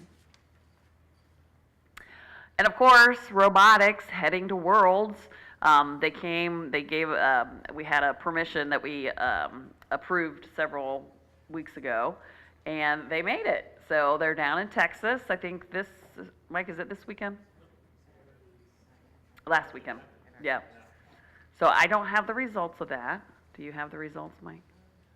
Yeah, they made it to it. They made it? Yeah, they made it. They made it to the elimination round.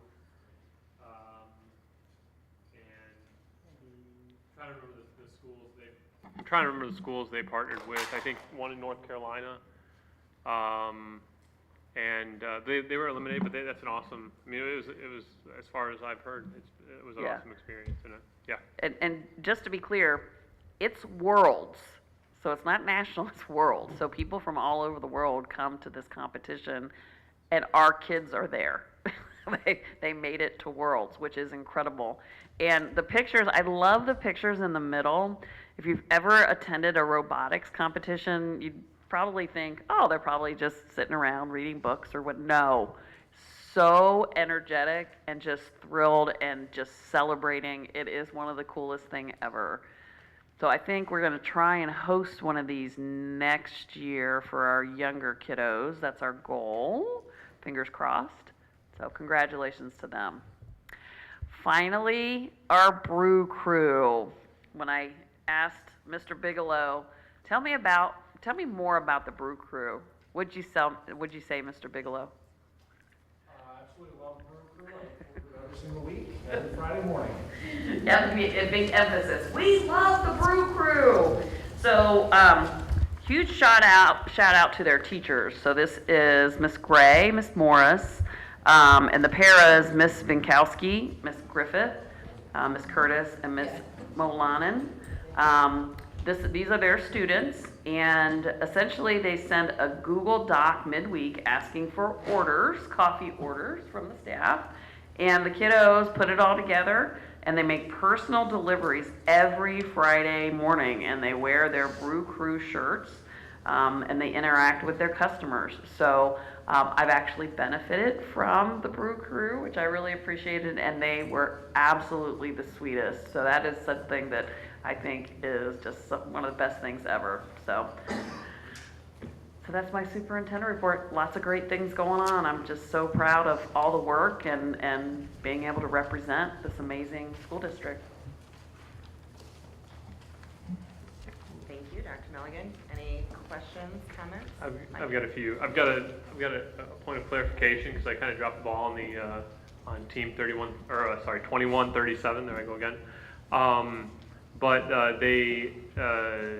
they were eliminated in the semifinals of the Milstein division, and the Lions partners were the Wired Boars from Connecticut and the Newton Squared from Virginia. But that's making it into the playoffs is awesome. So that's an awesome. And then let me go. I think from the bottom up. That's all, the Oakland Schools Career Day. That was an awesome opportunity. If maybe next time, let me know. I might be willing to swing by there and check it out. I'm glad you showcased kind of that authentic learning. That they were. I'm a big proponent of that. Right. I feel like that's where our kids really. The rubber meets the road with our kids, and they really start developing that passion for like putting it into practice and investigating for themselves. For my kids, I remind them that the majority of what they learn in school will be just told to them by someone, and so they have to trust that person that the person's telling the truth. But when they're actually investigating themselves, that I really enjoy seeing that being put in place in our students. Awesome on the virtual community forums. I think those topics are timely and needed. So I really like that that those are the focus on these first, and I really hope that the community takes advantage of that. I will certainly try my hardest to. And yeah, that's pretty much it, I think. Thank you. I have to say, Mr. Bigelow, the legacy walk is ringing very loudly to my sophomore in college, who had you just a few short years ago as his principal, and my daughter, who had you just even a few shorter years ago, is excited to have a walk with you through those halls. I just want to emphasize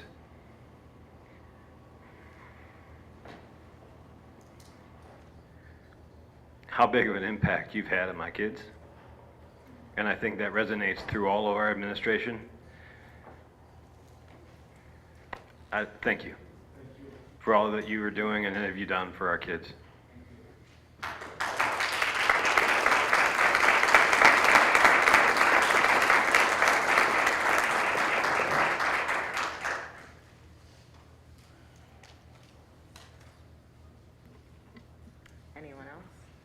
one's topping that anyway, so let's just move right on. Thank you, Dr. Milligan.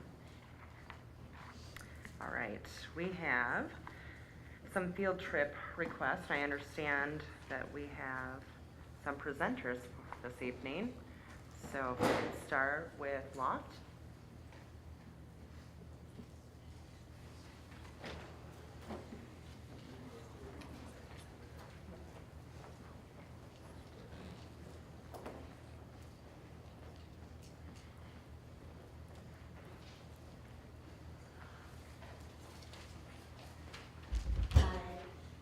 I am Jean DeSico. I am the teacher for the law program, and these are three of my students who are joining me today to ask for your permission to go on our field trip at the end of the year. Thank you so much for your time, too.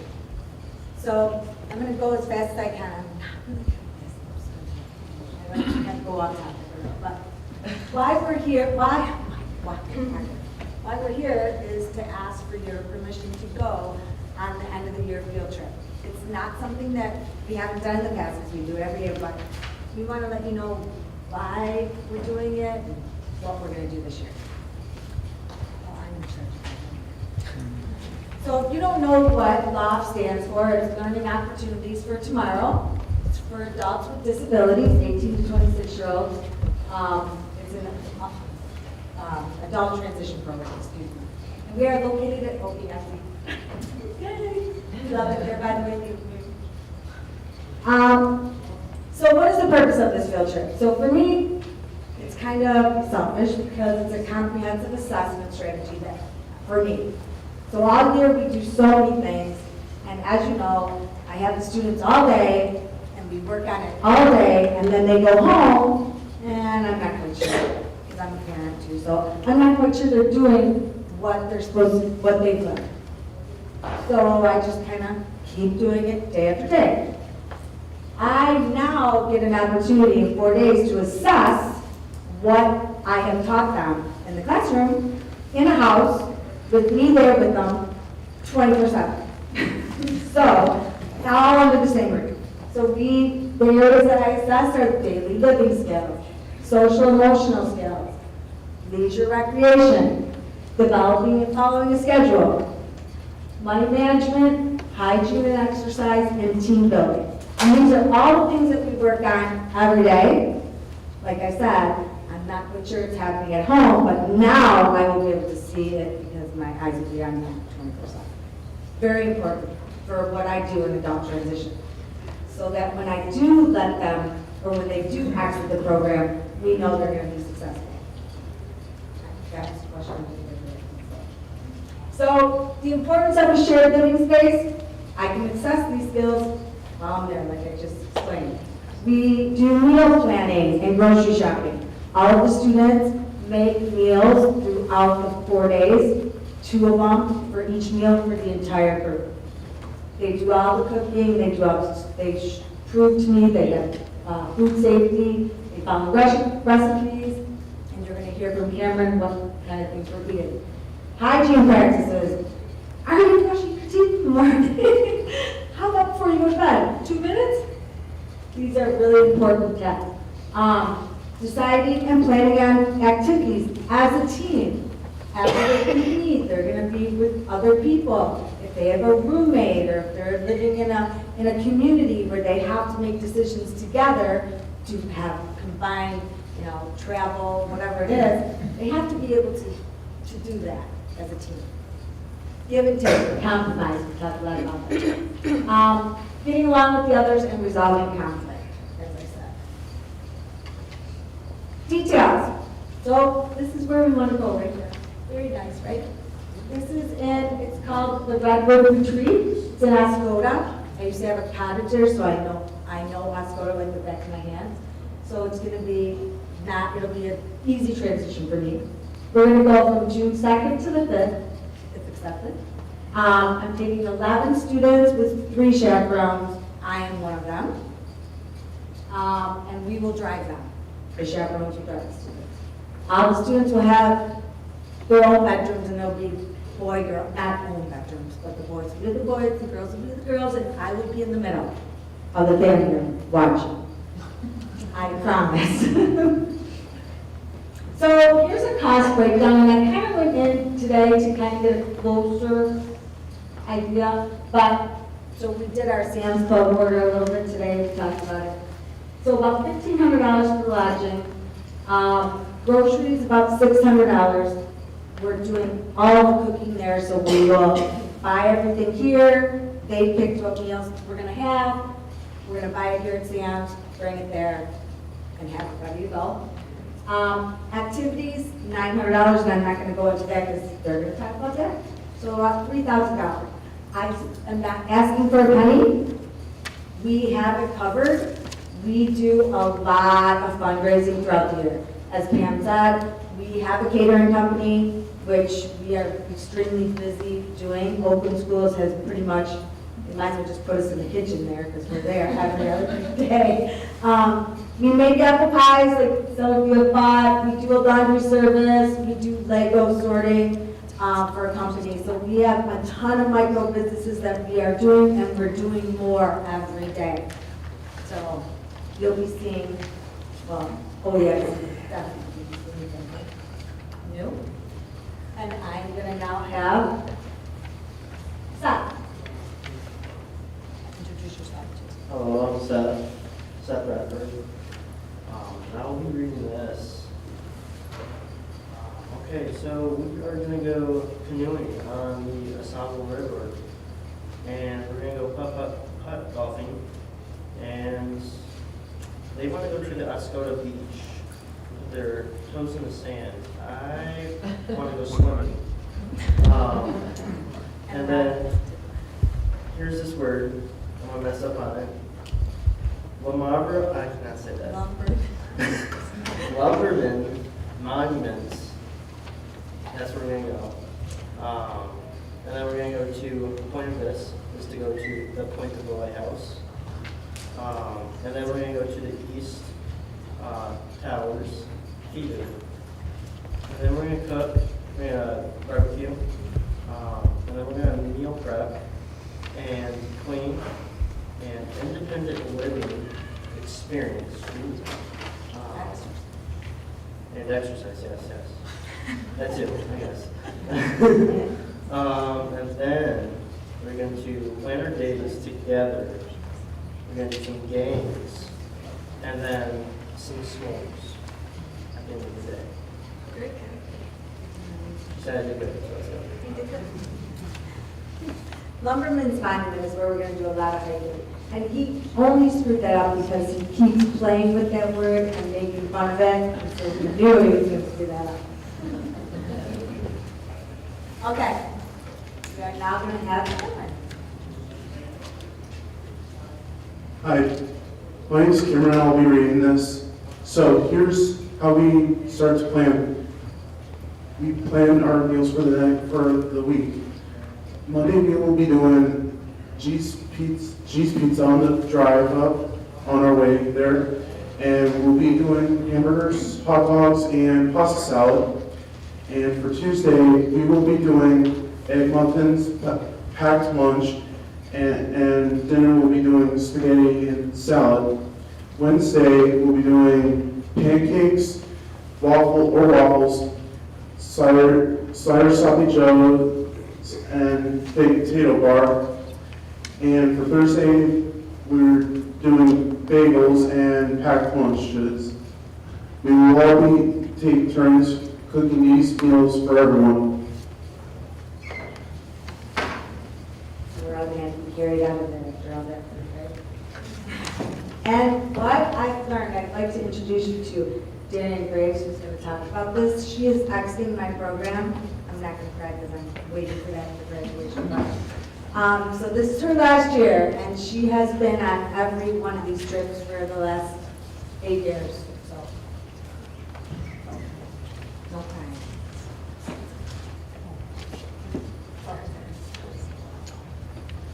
Hi guys. Hi, I'm Darian Graves.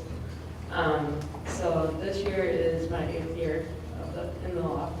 I've been to Chicago twice, Fort Austin, third place, Mackinac Island, camping in the YMCA, Echo Grove, and other places with the law program. From these trips, I have learned life and independent skills. And I get to practice these skills that help me to live on my own. I like these trips because we spend time together. Yeah, I signed your phone. Oh, turned off my phone. She does have more to say. We wrote it down because it was easier. I took a screenshot of it. Hold on, I gotta turn my phone on. That's a good skill.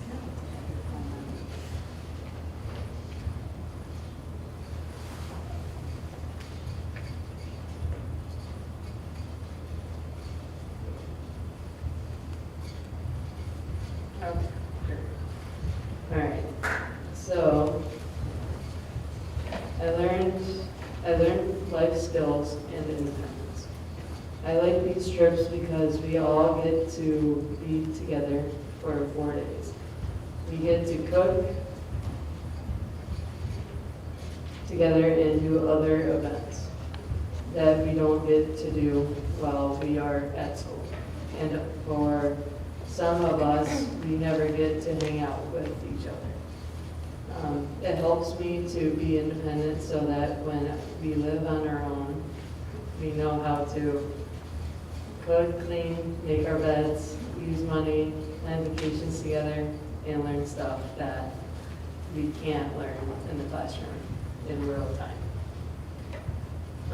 I think my favorite trip in 7 years, all through, all of them were my favorite, was when we went to Port Austin. In Port Austin, we went canoeing all together. It was so much fun. We also stayed in a great big house, which we all felt like it was our own. All the trips have their moments that were memorable and fun. These trips have really given me a large picture of what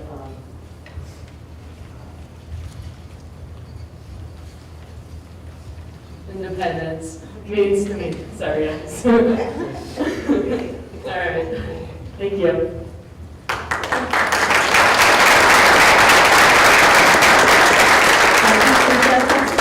Any questions for us? I don't have any questions, but I think it sounds like it's an amazing program that you guys have, and I'm excited for you guys. So I hope this passes, and you guys can have a great day. Thank you. We'll send pictures of them. Any other questions? Well, thank you all so much for waiting so long to come present to us this evening. It is very much appreciated. You did a wonderful job, and we can't wait to send you on that trip. Thank you.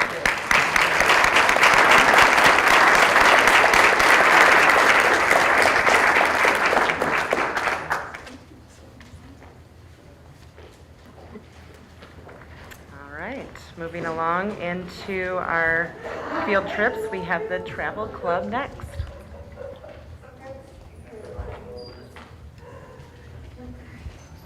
Good evening.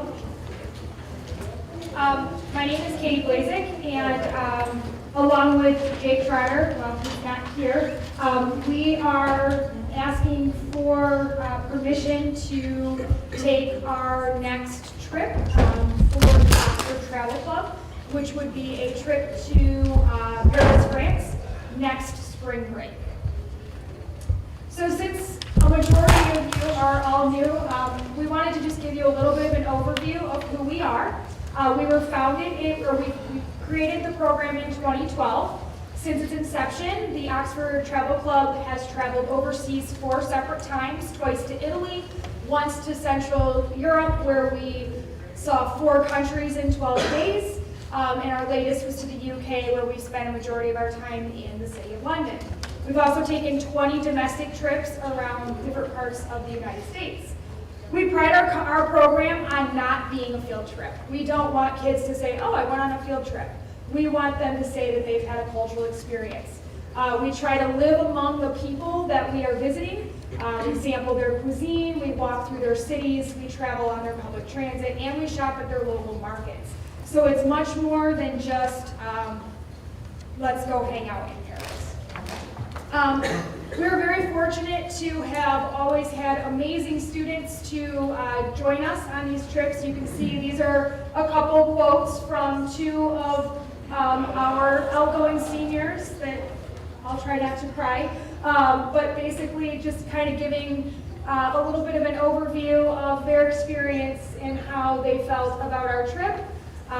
So I'll just let you take a look at that. I won't read those out loud because I'll probably cry. So our proposal is Paris 2026. It would be leaving on Saturday, March 28th, and then returning home on April 4th, which is the Saturday of spring break. Our trip itinerary obviously is still, this is kind of what we're looking at. It's not completely solidified because obviously we can't make reservations and things like that until we have permission. But this is what we're looking at. We're looking at leaving, like I said, on March 28th. We're going to spend 3 full days and then kind of a half a day in Paris. One of the big polls that our students are really excited about, as we've been kind of just, talking about it a little bit with kids, is our excursion to Normandy. Both Mr. Trotter and I are social studies teachers. We are both U.S. history, social studies teachers, and to be able to take our kids to experience that would be something that we think would be really special. Not that it was the same kind of experience, but when we went to Central Europe, we took our kids to Auschwitz, and it changed their lives. We've had kids that literally, we were sobbing together as a group. We couldn't even believe it. So to have those type of experiences with your students is just something that is not replaceable. We also have a day planned for an excursion out to the Palace of Versailles, obviously to see where the sun god lived, but also to see where the Treaty of Versailles was signed in World War I and things of that nature. So lots of cool things. We are always bringing our social studies nerdness to the table, making sure that our students are understanding the things that they're seeing and experiencing. One thing that I will tell you is that when we do the tours outside of the city, we always go through a company. We use the Viator Travel Company. We've had fantastic luck with them. They actually were the ones that took us to Auschwitz, into the salt mines when we were in Central Europe. This last trip, we went and marched literally with the band as they changed the guard, and I thought Sarah Gibbons was literally going to pass out that day because she was so excited because she got to march with the band. So it was very cool to see as we were doing the changing of the guard in London. So we do use programs, but also we tailor it to our students. So our trip would cost the students $3,600 to go. That would include pretty much everything. The only thing that's not included in this trip would be their spending money and their passport fee. Everything else is covered. That includes a flight there and back from a reputable airline, more than likely probably Delta. That's usually who we use because of it being the hub to Metro Airport. Our room, our room and board, we like to use either an apartment or a house while we're there. That keeps everybody in a space together so that we can keep track of what's going on. Kind of what Jeannie said, Mr. Trotter and I end up the ones on the couch all week, kind of keeping track of where everybody's at, just to make sure that, we're also having that family experience. Our males are obviously with males, our females are with females, but we're having a family experience. That comes to the food. We like to do our breakfasts at home. We go and we go to the local markets, we pick up, bread and food and things like that, and the kids can prepare things, or we laugh because they're all Americans and they end up with cereal and we're like, you're in a foreign country, why are you eating cereal? But I ridiculous. But again, we will provide everything. Breakfast, lunch, and dinner is all provided with that fee. And also some extra sweet treats, and sometimes they even talk us into some coffee. So it works out well for them. Our attractions and excursions are also all covered, all of our museum costs, other attraction fees, those major tours that I just spoke of, those are all covered. Again, pretty much the only thing they're bringing is anything trinket-wise that they want to buy, and obviously they need to make sure they have their passport taken care of on their own. So what sets us apart from, using, say, a travel company or something like that is the flexibility. Like I said, we are a cultural immersion program. That's the point. When we are able to be flexible in our schedule, if our students are asking for something, we can make that change because we're not tied to, you have to be here, get on this bus, go look out this window. Oh, there's the Eiffel Tower, moving on. Oh, there's the Arc of the Triumph. We don't want that. We want our kids to be able to stand there and take a photo or do whatever they need to do to experience it. A great example of that was when we were on our Central Europe trip. The tour guide that we used during the day, she's like, oh, that's Marguerite Island. It's where everybody hangs out. And so we were like, okay, let's go check it out. And we ended up on these silly bikes riding around Marguerite Island in that top picture for like 2.5 hours. Just hanging out, riding around, we got a coffee, and just kind of experienced the culture. Walked around, looked, kind of just did some people watching, and that was in Budapest, Hungary. So, we were not anywhere where anybody even spoke our language. It was just awesome just to watch the kids see different things and experience different things. We are also nicknamed the Oxford Walking Club. On average, we walk between 8 to 10 miles a day usually, because everything we like to do on foot. As much as possible, we're going to walk because we like to see things. And if you're, again, on a bus or something of that nature, you're not getting that experience. So we like to offer the students the opportunity to be able to see those things. If we do need to get around the city, we rely on public transit, and we are very seasoned at making sure that everybody gets on and gets off and does all the things that they need to do when we do use public transit. The other thing that we're really proud of is our affordability. If you look at any kind of travel program company-wise, this trip is ranging between somewhere around $4,000 to $4,800, depending on the companies that we have actually looked at. And we are proud that we're not making a penny off this. This is not for profit. We're not looking to make a penny off from this. We're looking to give the kids an experience. And so because of that, we are able to keep our costs down and still give them some of the best food they've ever had in their lives, which is amazing because, again, when you do use companies, they put you in the back room in a crappy restaurant and give you subpar food and then ask you to pay for your Coca-Cola. So there's a lot of negatives to that. So just so you are aware, trip departure requirements, like I said, we've been doing this for quite a while. We start the process with just a simple permission slip for the district permission slip that releases the district of all of the liability for medical and all the things that we do when we fill out that initial permission slip. But then we go a step further, and I'm going to go ahead and show you this travel consent form that was actually created back in 2012 when I went with another teacher. The first year was during Maymester, for anybody who's been around for way too long. But for 1 year at the high school, we had a 6-week period where the kids took these extra classes and we did a study abroad. And so we went to a legal website, pulled up this international travel consent, actually had a lawyer look at it, and they said that this was what we needed. So we've been using this ever since. So we have the parents fill this out. They fill it out in draft format for me. I retype it all up for them with all of their information, and then I give it back to the students, and the students give it to their parents, where their parents will sign it in front of a notary of the Republic, or the public. That's true. But they're going to sign it in front of a notary, which I think gives it just that extra level of, hey, this is a very legit document. So we try to cover our bases as much as we possibly can with that. Luckily, knock on wood, we've never had to even remotely pull those out. But at the same time, I mean, obviously, Mr. Trotter and I are both, certified in all the things that we have to be certified to be teachers, and so we can help with those basic emergency needs or get them to the appropriate place.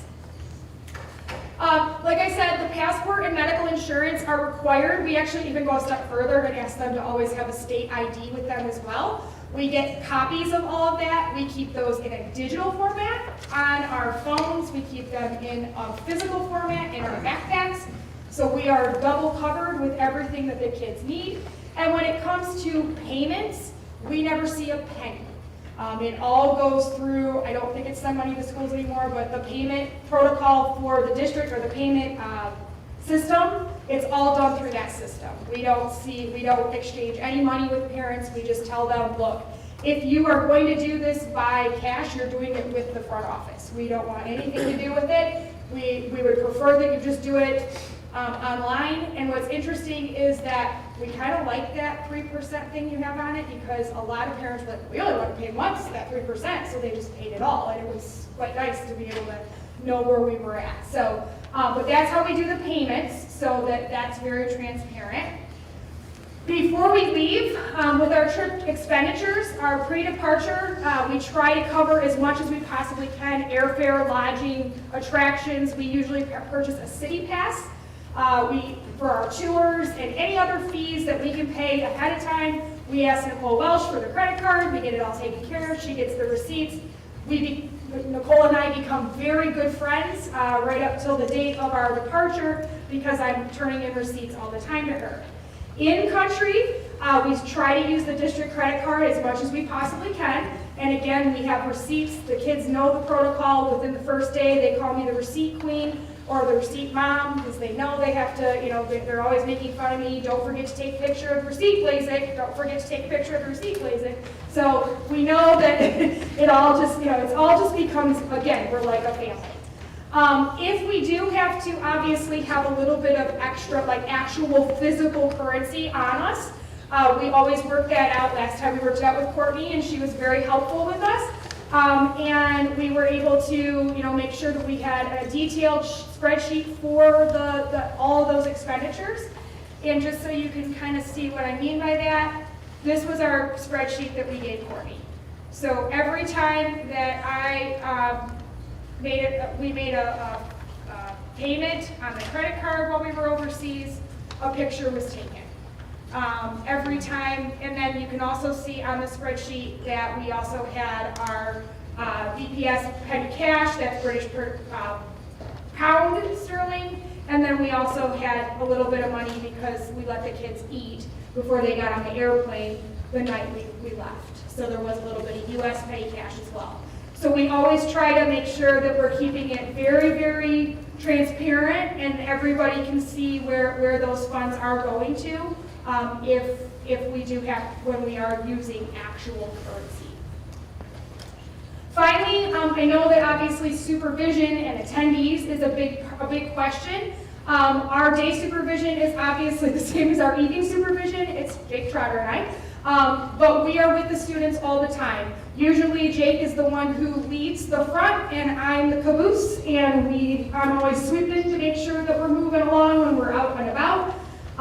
Again, if we have to break up, it's 5 students with me, 5 students with Jake. We're going to cap it at 10 because that's what we feel comfortable with, is having 5 students. I know that's also the policy for 5 and 5 if we're going to an overnight thing. So we want to make sure we're at a 5-to-1 ratio. As far as for the evening supervision, like I kind of already said, we're lodging in an apartment or a house all together. And so I become good friends with the couch. And again, we really want it to be the home. We want it to be the home that the students are experiencing for that week. We're all one travel family. There could be a few disputes here and there, but overall we're a family while we're over there. When it comes to student communication, when we are on the trip, we ahead of time will set up a Remind classroom. We set up a classroom for just the kids and us for communication so that mom and dad don't have to get every single message like, hey, you know, we're waiting for you while you're in the restroom kind of thing. You know, we don't need to do that. But we do have one set up for mom and dad. We try to fill out at least a couple times a day, hey, we're here, just wanted to send this picture. But we communicate with the kids through Remind.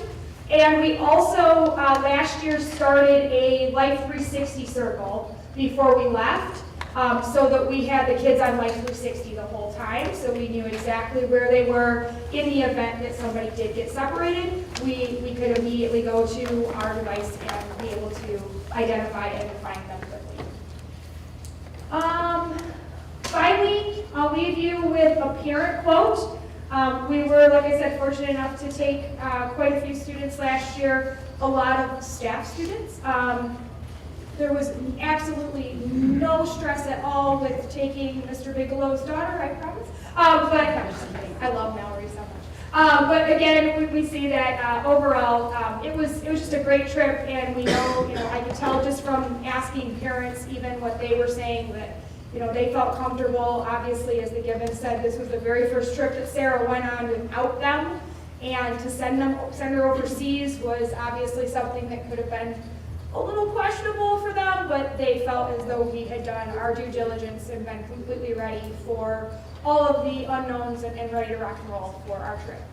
We kind of consider ourselves to be, veterans at this point, and a lot of us call, I'm travel mom, and Jake is travel dad, and I have a student who went in 2013. Anytime Allie sees me, travel mom, how you doing? I'm like, I'm still good, how are you?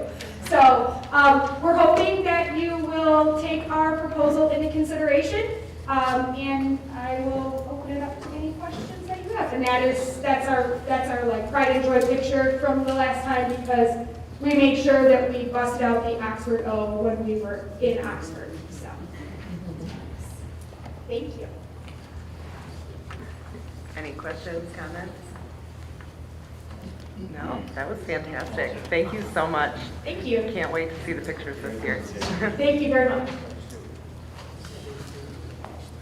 All right, one more. We have the OHS boys golf trip.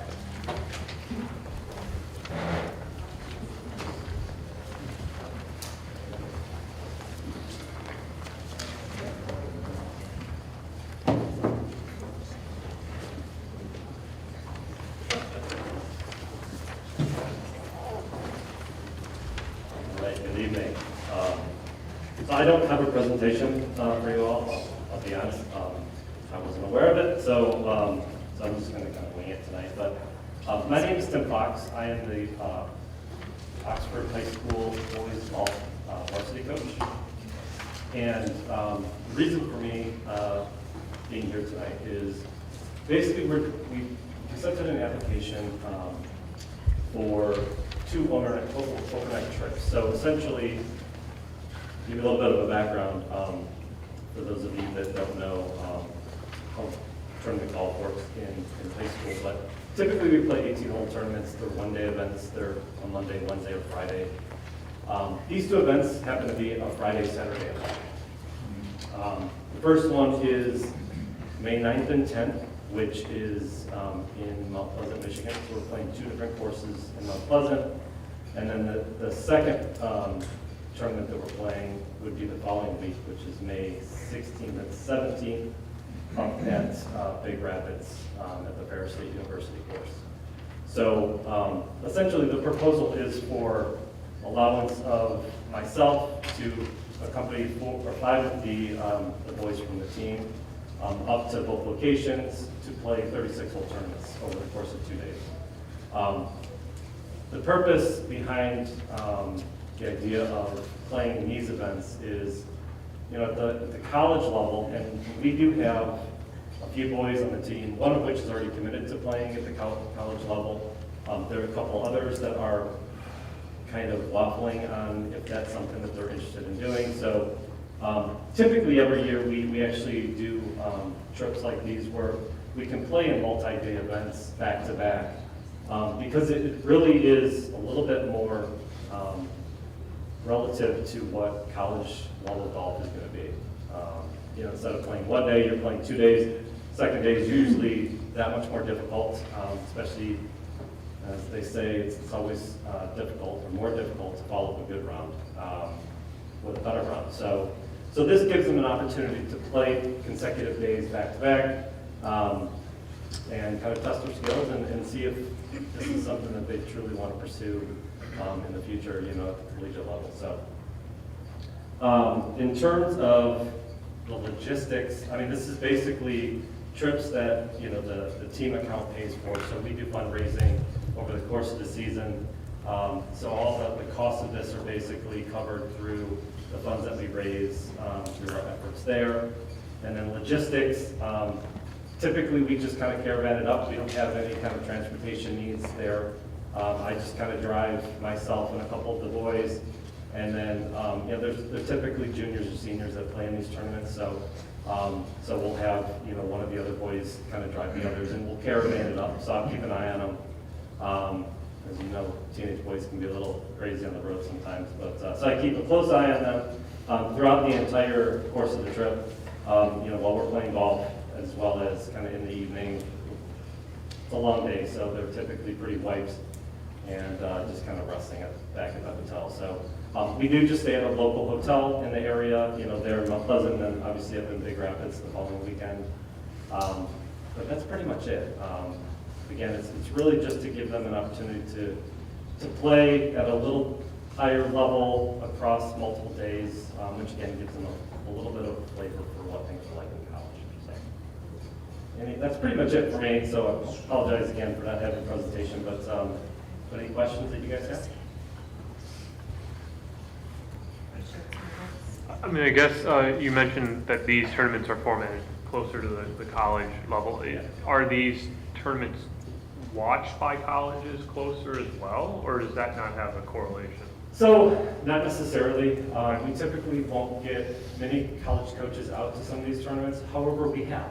I've actually come across, at the Fair State tournament last year, there was a Central Michigan coach that was in attendance, and I happened to run into him.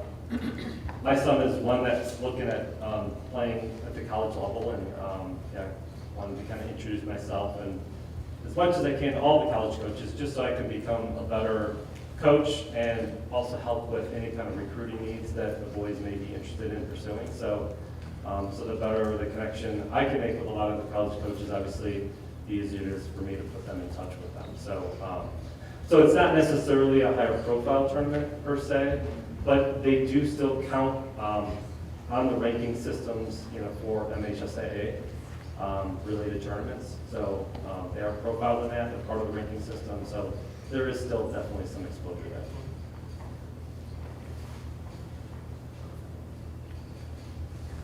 Any other questions? So the other field trips were all for first reading. This particular field trip, we will need a decision if we would like to send them for May 9th, because our next board meeting is not until the 13th. So with that being said, if there are any additional questions or comments, or if somebody is comfortable making a motion on this, James? Yeah, moved approved the field trips as presented. Support? Shane? Sorry. Any discussion? All those in favor? Aye. Any opposed? Motion carries. And the rest we will have at the next. Thank you so much. So including the Fair State. Yeah.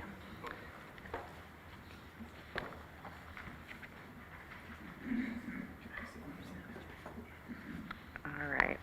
Moving into item C, our committee updates. We had a policy committee meeting. Although it was over 2 hours, we only have one policy to bring you at this time. It is a very important policy, which actually I can talk about now if we want, since it's the only one. Yeah, okay. So we had student discipline, which was already a .01, before, if you'll remember, the reason it was a .01 was because we utilized the discipline tribunal in Oxford, and that wasn't consistent with Troon's policy. And so we looked at this again, and you'll notice the red line. There are a couple of items in this policy that we have to have because of law. And specifically, it talks about possession of dangerous weapons and firearms. And due to the fact that the law says there was a possessing of the firearm at the suggestion, request, or direction of, or with the express permission of school or police authorities. While that, we could never think of any situation ever in Oxford that would be the case, we had to include it because it is part of the law. Say that again. What was the word? I just want to make sure it's correct. The student possessed the firearm at the suggestion, request, or direction of, or with the express permission of, school or police authorities. Okay, thank you. So while we can't remove that because we did ask, we added refer to policy 3408.01 for the district's policy on firearms and weapons, which explicitly outlines that they are not permitted on grounds. So speaking with Troon, it was approved. That was the best solution that we could legally come up with to satisfy that. And again, just in 3 instances, you'll see to refer back to that policy that is very clear. And then the only other change was that our Title IX policy changed numbers, and so we were updating towards that. But aside from that, this policy is still our .01 version. So we'll go ahead and talk about that in a second. But if there's any questions, that is all that we are bringing for first reading at this point. We also discussed a couple of other ones which will be bigger, and the reason we had such a robust conversation is we'll be bringing threat assessment, more safety related next time, and then we have a transportation that we discussed, and we're getting legal opinions. So, if there are any questions? No? Okay, then let's move to Finance Committee. Mike, do you want to give us a recap on that? Are these for approval? Do we need to do that? Well, like I said, I just kind of jumped ahead because, Go ahead. yeah, Okay. So we're staying committee update. Yep. So, I mean, Finance Committee, we met last Monday. That's Monday. Oh, thank you, Shane. We met last Monday. One of the discussion points were Oakland Schools budget. We'll see that later tonight as far as coming up for approval. Some discussions over future plans, like our immediate future plans also, but obviously like facility updates. The OMS generator was discussed, which is still there. And then potential facilities upgrades. I know Mr. Gibbons mentioned some of the needs out there, but we discussed various facility upgrades, some concepts, program concepts for a center. We talked about the millage and how just kind of the boards, the finance committee's take on how to move forward with that discussion, both from the board standpoint as well as from the community standpoint, communicating those needs. And then evaluation of central office and the moving forward with an RFP, which will also be discussed later today. High level, that's the bullet points. I don't know if anybody has any questions, but. Any questions? No? Okay. Thanks, Mike. No problem. And governance did not meet, correct? No. Okay. Next item, we have a FOIA appeal. You have a legal opinion. the appeal itself in board book. If we would like to have any discussion first, if anybody would like to make a motion to start and go into discussion. Preference, James? Yeah, I'll make a motion, and then we can start discussion, if that's okay? Yeah, That way. yeah. So I move to uphold the fee appeal, appeal. All right, any support? Ann? And discussion.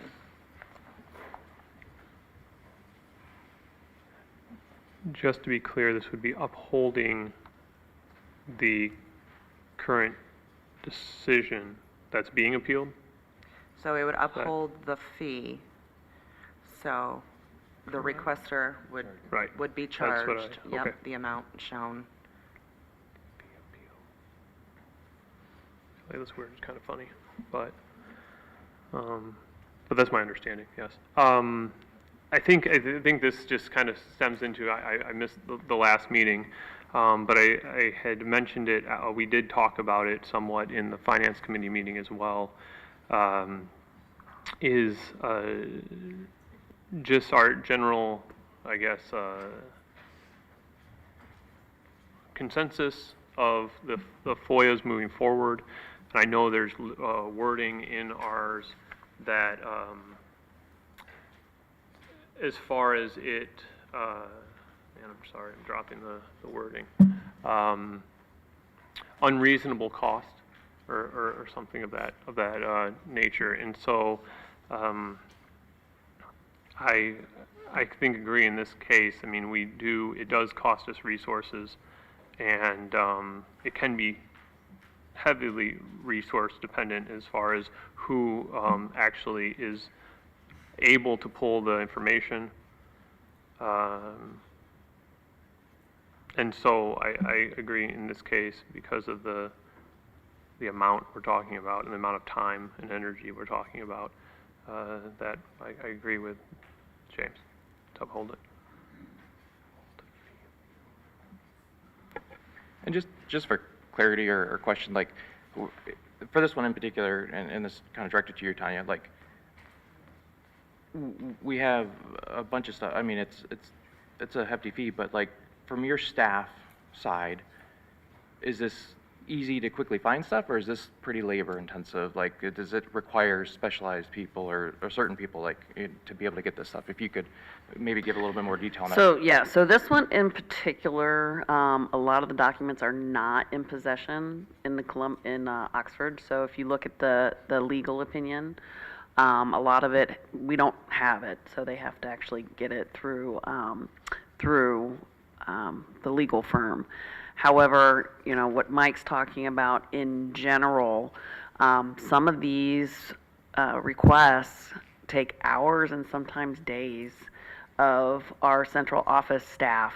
And the challenge with that is that, of course, our roles are to support students and to support schools, whether it's, you know, facilities, whether it's instruction, whether all the things that they come up and they present, that takes a tremendous amount of time. 100%, our goal is transparency. It's not about not wanting to give the documents, you know, absolutely full transparency. And sometimes our goal is to give it to them directly, right? If it's easily accessible and we can just shoot them an email or talk to them about it, absolutely, 100%. But some of it requires a level of forensic accounting. Like, we have to go deep into files. Sometimes companies change names and we have to find the new name in the files. So it's incredibly intensive, and we're already challenged by the amount of work that is needed to be done with the amount of staff that we have. And so that's really what it's about. Our goal is always to run the district efficiently and effectively. And when we're over encumbered by FOIA requests, and some of them are huge and very time consuming, and just vast. So that's really what it's about, is I want to make sure, my hope is that we can collectively come up with an understanding, where's the balance? Where's the balance where we're able to be transparent, but we're also able to serve the students and the families of Oxford in ways that we're hired to do? So and I've shared that a couple times at previous meetings. It's really important to make sure we find that balance, and I hope that we can work together to figure that out. And I just want to key on one thing, like, this isn't a denial of stuff inside there, it's just strictly for the fees stuff, and what you said, you know, it's not about not giving this stuff or not trying to be transparent, that's not the case here, it's just the fees and things to cover the amount of forensics and other things that go part of it. Okay, thank you, Right. I appreciate it. To clarify that for this specific FOIA, is that our district staff time, or is that law firm time paid for by SETSEC? Yeah. So it's not detailed on the expense report, so it just says hourly, so it's hard to say, because you and I talked about this a little bit earlier. It could be a combination of both. You know, it just kind of depends. So again, for me, as I've mentioned before, it's not just about this one FOIA appeal. It's let's think about it big picture so that we don't have to keep coming to the table and figuring out, well, what about this one? Well, what about that one? Well, what about that one, right? Because we have our procedures published online for the public, we follow our procedures because that's what we do. We follow policy and procedure. And if we're not going to do that, I just need to have some guidance on what we are doing so that my staff has some predictability, right? If they're going to get, you know, FOIA appeals waived and they're doing 5, 10, 20 hours of work, like we're going to have to carve that out of something. So it might be strategic planning, it might be our facilities review, it might be something else because we can't do everything. So So this one, as you saw, the finance sheet, it just has the numbers on it, so it's hard to say. It might be the law firm, it might be us, but again, just seeking clarity and consistency so that we can have some predictability to our work and make sure we're meeting the needs of our students and our staff in Oxford. Right, yeah, I think we all are struggling with the balance of this, you know. We certainly want, I don't want to speak for everybody, I think it's indicative that our board wants transparency, and we do need to find some happy balance here because we don't want our community members to think that we're hiding anything. We don't want to create any financial barriers for our community members. The law is very clear relating to FOIA that it is encouraging citizens to participate in the democratic process, and by doing that, they give boards the ability very explicitly to be able to waive, uphold fees, how they see fit for the best interest of information given to the public. So in saying that, we also absolutely need to respect our staff members' time and the resources that we have in the district. And so I guess all that to say, I don't have the perfect answer for how this should go in the future, but it is clear from discussion on the board that we are not satisfied with an all or nothing approach, and this certainly warrants further conversation. I would agree. I guess I have a question. Or maybe general discussion. When we talk about trying to come up with a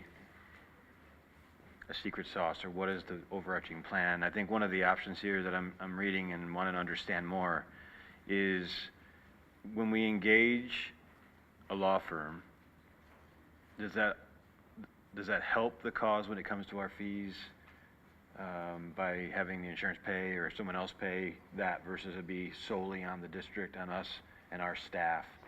Is there assistance that can be held or help? Is there assistance that we can get to kind of offset that? Like, is there a balance that can be brought in there versus it's all on the district with our staff to go dig in? And regardless of the level of detail, there's some that's more, there's some that's less. But as a general rule, is there outside help that we can enlist to help offset some of that so this doesn't become so contentious when it comes to a cost or the amount of time? I think I'm open to what options are there, right? Because I also don't want our staff to be burdened any more or any less, but what else can we look at creatively? is I guess one of the angles I'm looking at, because it's in here as an option, but to what extent? You know? So, yeah, and we do sometimes, so obviously legally, people can access any public document, right? It's not a decision of we want them to have the information or we don't. It literally is the law that says they can have this information. Now, there are legal aspects where, you know, there's things that have to be redacted, and, you know, there's some laws that say you can't release, you know, identifiable information and such as that. But as far as documents, they can have anything, right? So the decision really comes down to what are our parameters within the FOIA laws that we are upholding, right? And one of the things that the FOIA law says is that we have the right to levy fees, right? A reasonable fee. And so I want to be clear, even though the people doing the work, right? So let's say the finance department, John Fitzgerald, you know, he really has to be the one because he has access to, you know, people's files to people back. And so he has to dig into them, but we only charge at a much lower rate of the lowest paid person who hypothetically could do the work, right? So we're already reducing the fee significantly compared. Now, sometimes we can enlist legal teams to help us with making sure we're navigating it appropriately. We're not putting information out there that violates people's rights or anything like that. So yes to that. But in terms of like redaction, finding the documents, putting the documents together, that would all be my staff that would have to do that. Does that answer your question? Yeah, I guess the part where we enlist our help, that's covered in theory by the insurance company to the law firm, correct? If in this particular FOIA, the parts, because we don't have access to those documents, like they're not in our possession. Okay. And so in this particular example, however, that's not to say there wouldn't be documents that we have to do redaction with. There might be additional. It's a huge request, and so it's very possible that some of it will come to us to do.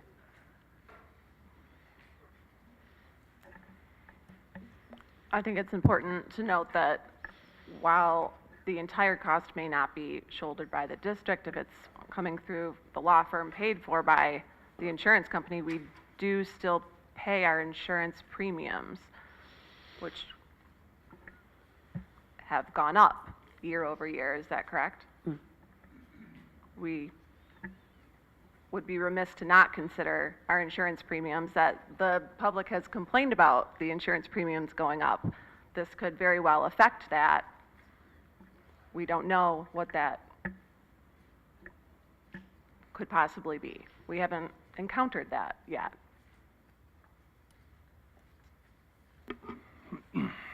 Yeah, I guess, so just to be just plain and forward about this, looking at the cost of this FOIA fee, it can be called reasonable, I guess, to some. I know that would be a barrier to me if I was looking for information and then I got handed a bill that looked like that would probably quickly cause me to say no thanks, right?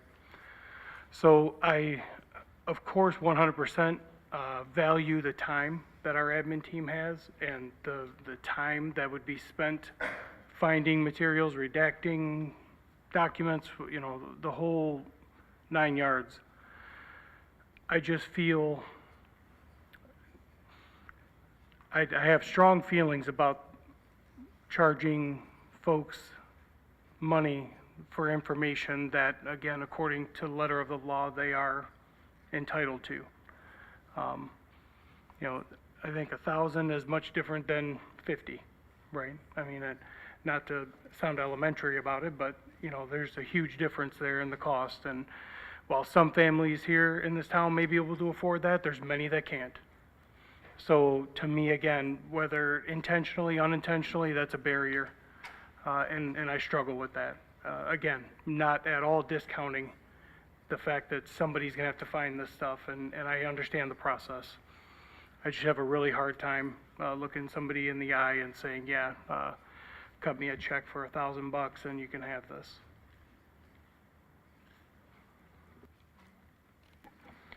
I just want to make sure that as we're going through this for, this is just one case, right? But as we navigate these waters, we have a policy that's in place. It came, prescriptively from our policy vendor that helps us out with that. That's backed by legal stuff, by legal law and such. So it's not like we're making it up, but we also need to be consistent, because some going back and forth, then, it could call into question, well, why does this person always have their FOIA fees waived while this person over here does not? And then you get into a case of discrimination towards the other people that we're upholding for and we're not even considering reliefs, yet a subsection or certain people are getting it relieved and stuff. And I totally understand. When I first saw the estimate, right, because it is an estimate, not a complete bill yet, and I've seen those in the past where they've been a little bit more or been a little bit less, depending on how it goes. So there's a deposit requested for that. But we need to stay consistent within our policies. And I think beyond this conversation here, that's something we probably need to bring back to the policy committee and look and make sure that we have, it's not going to be clear cut, right? It wasn't clear cut when we first started doing the policy stuff and redoing it, but I think that's where it needs to go back to, and individual cases here hopefully will become less as we review that policy and make sure, to your point of what resources can we pull from, what can we leverage. I'm sure larger districts probably have in-house counsel and they don't have to necessarily outsource. This particular request has a lot of legalese stuff in there that I wouldn't be able to begin to and stuff. And I understand, like we said, the insurance company, but I'm sure there's going to be things that we're going to have to produce from our side to submit over there for redaction and looking at or reviewing and pulling that stuff out. So that's the other part of it. Again, it's an estimate and stuff, and go from there. But yeah, it's not clear cut. But we need to stay consistent as much as possible. But I think that goes back to taking it back to policy and looking at what our policy says and looking at more, or either get legal opinions or maybe even compare what other districts are doing. Because I know there's other government entities, when you do FOIA stuff, same stuff. We're not different than any other government entity. I think it's going to be very important, and I agree with you. Policy committee is probably where this would lie, and it definitely deserves a conversation in greater detail as we outline the parameters for a decision. I think it is important that we are blind to the facts other than the amount of time and the amount of effort it takes to populate the FOIA. And I believe we in the policy committee and as a board can come up with a checklist, so to speak, as to what are the measurement tools per FOIA request that are agnostic to any other details that would lend us liable or perceived as having ill faith when it comes to a decision, right? So I'm with you 100%. Yeah. I think we owe it to our community as well as ourselves as a board to come up with a checklist that is as benign as possible, but yet achieves the goal for neutrality, right? And in this particular case, on the surface, it feels quite a bit of work. And I think that is one of the probably paramount aspects of a checklist, that if I were to put forth a list, what is the effort that it takes to conduct this FOIA? Yeah. Some may take 5 minutes. This one may take a lot longer than that, and therefore would take a conversation about a fee. And that, to the respect, Shane, and of course our entire admin team, all of the work that we do and our admin team does is important and needs to be respected. And I think clarity and communication as to just that would go back to the requester, and that helps build the trust and honor when it comes to what we're trying to do, is if we can clearly outline the effort that will take, a level of understanding between both parties, could at least get us down the road and at least try to get us there. So I don't have an answer for this one per se, but I definitely feel strongly that we could come up with an agnostic approach to a checklist that's data-driven, not opinion-based. Right, and I think that's where the law comes into play, in understanding what we can do within the confines of the law and stuff. with that. So yeah, I agree with you. It's a larger conversation. So I wish you guys on policy committee good luck when that comes up.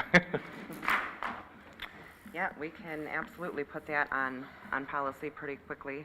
Made a note that we can add that just to be clear. Our current policy on FOIA 3501, I just pulled it up to make sure I had the number right. You know, we're within that policy and everything that we have done so far. So I just wanted to make that abundantly clear. And happy to bring that to policy with this particular case that we have tonight, because obviously, you know, we have to get to a resolution on this case before I would be in support of keeping the fee, upholding the fee on this particular one, considering the time and the nature of the request. I know that it is important to be objective, and whether information being in the best interest of the public. You know, I believe most of this information is, if not all, is already known to public. So in this particular case, I don't see the benefit, but we absolutely need to continue this conversation. So unless there's any other discussion, we do have a motion on the table right now, which was to uphold the fee. So, correct. Yep. So if there is anything else, we can move into a vote. Do you want to do roll call for this one, or should we just, okay. All those in favor? Aye. Any opposed? Shane, thank you.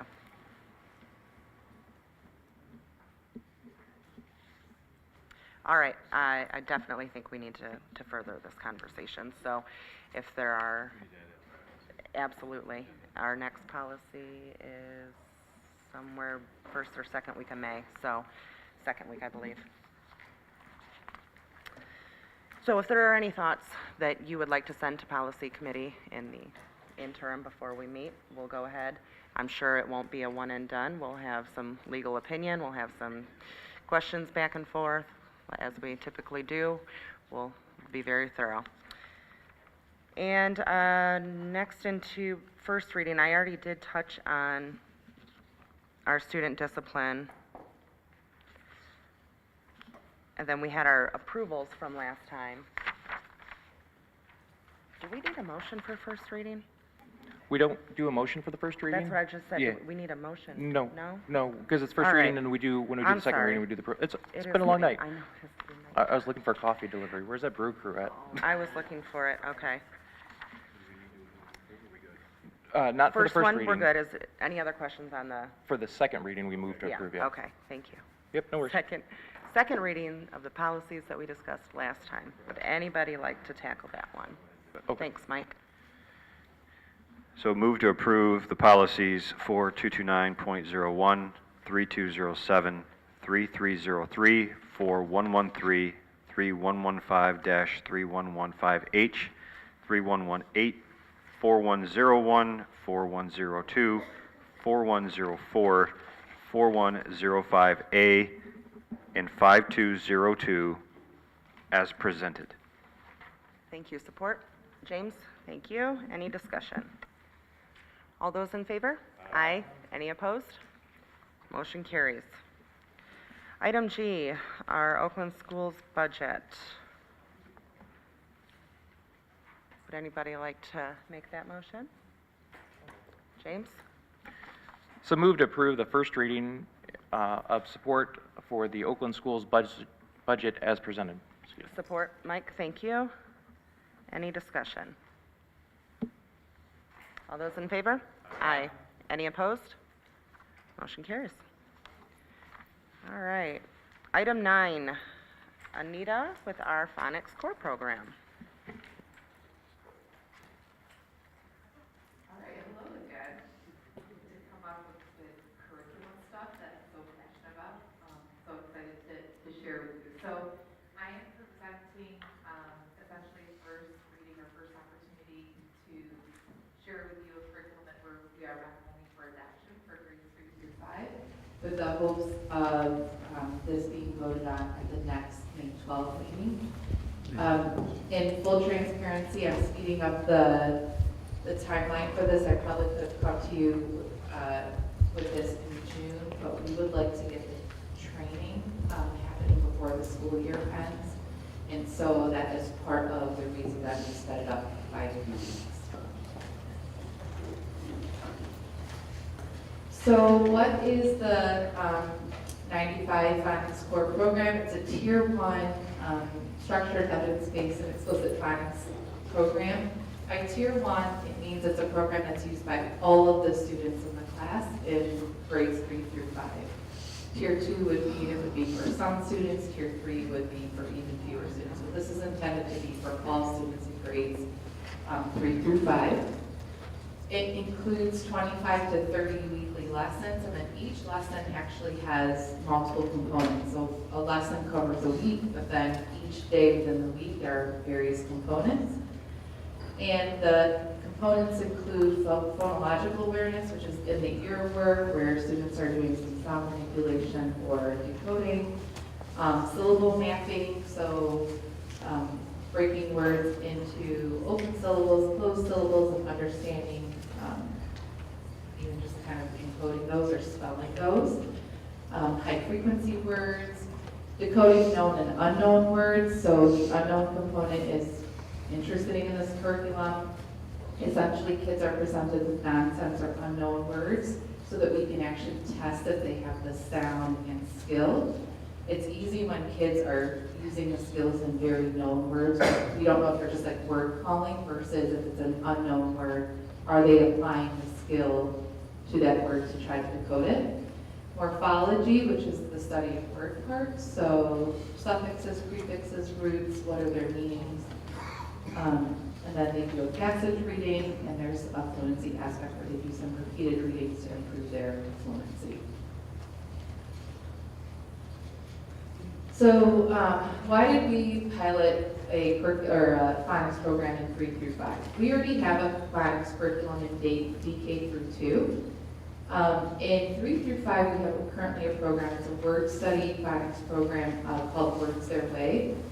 And it isn't necessarily proving to be as rigorous or effective as we would have liked. And in responding to more current research, we have been providing professional learning around more current research, but it has needed our teachers to put parts and pieces together.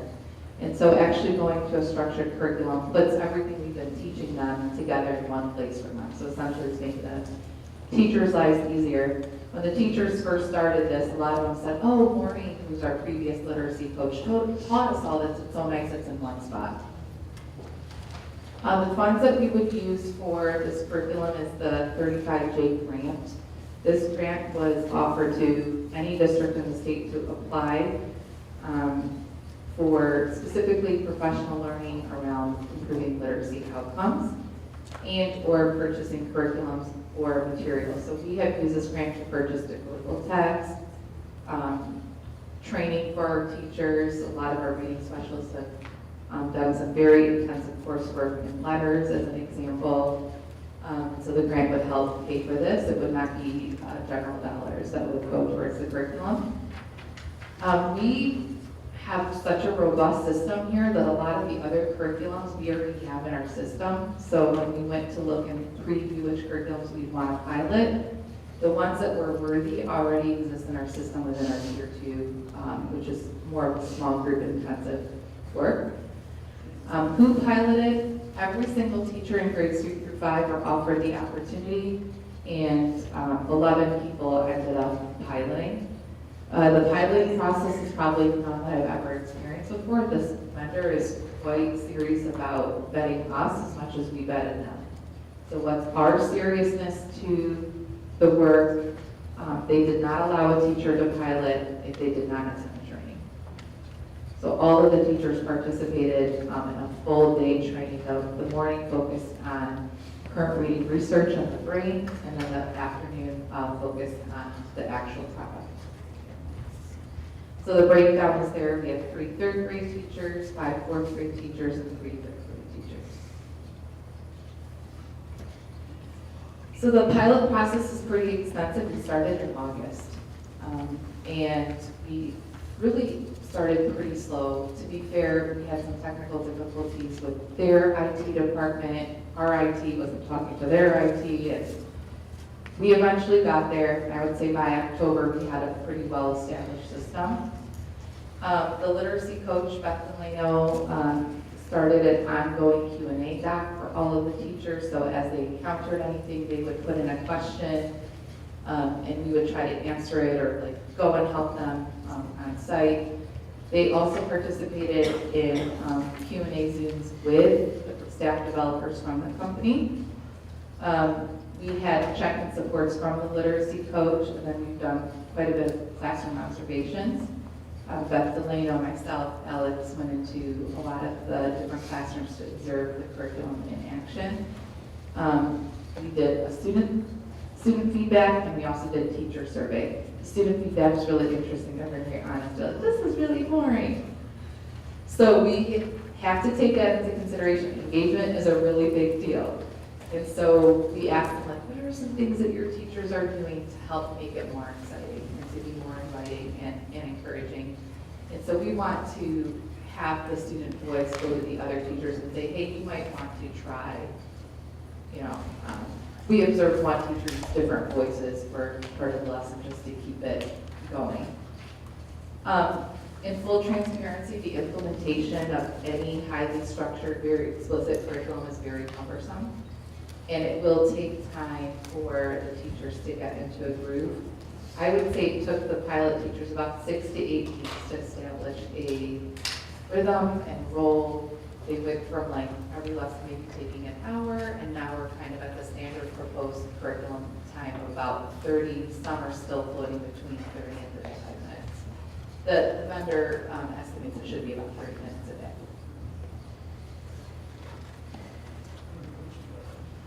So there were way more questions than this one question on the teacher feedback. It was a pretty comprehensive survey. But this to me was like the most important question, right? So have you seen students apply and transfer font skills being taught in the program to their writing? And the reason why this is important is decoding, so being able to read happens before encoding, being able to write. So the fact that they're seeing transfer to writing already says that we've been able to progress in the process. So this survey was done probably, I'm thinking, January, February, so I would imagine that if we were to give this again, we'd probably close that to be all 11 of them. We've looked at writing samples, teachers have brought writing samples, and their input has been instrumental really in us moving forward. So our recommendation and tentative next steps is that we would fully adopt the curriculum for grades 3 through 5 for the 25-26 school year. If approved, we would provide training in late May for the teachers. And that way, they really would have the ability to be trained and have all their materials over the summer. They can start practicing, watching the videos, and preparing to help have a smoother start at the beginning of the year. And then we would plan our coaching supports for them in the 25-26 school year. Yes. You guys are lucky it's late because I really like to talk about this forever. The reading specialist in me just wants to keep going. Just got a question. So with the adoption of 11 and the success that it's, that it shows, do you see an increase in adoption across the board, or like of the 11 that took it, how many, like what would be the percentage left to adopt it? Like, if there's 11 out of 50, is it 11 out of 25? Like, It's what is? about 11 out of 32 to 35. So what is the opportunity for the rest of that to pick up based on the yay success of this? Oh, very good. Yeah. They would all be able to have it. Awesome.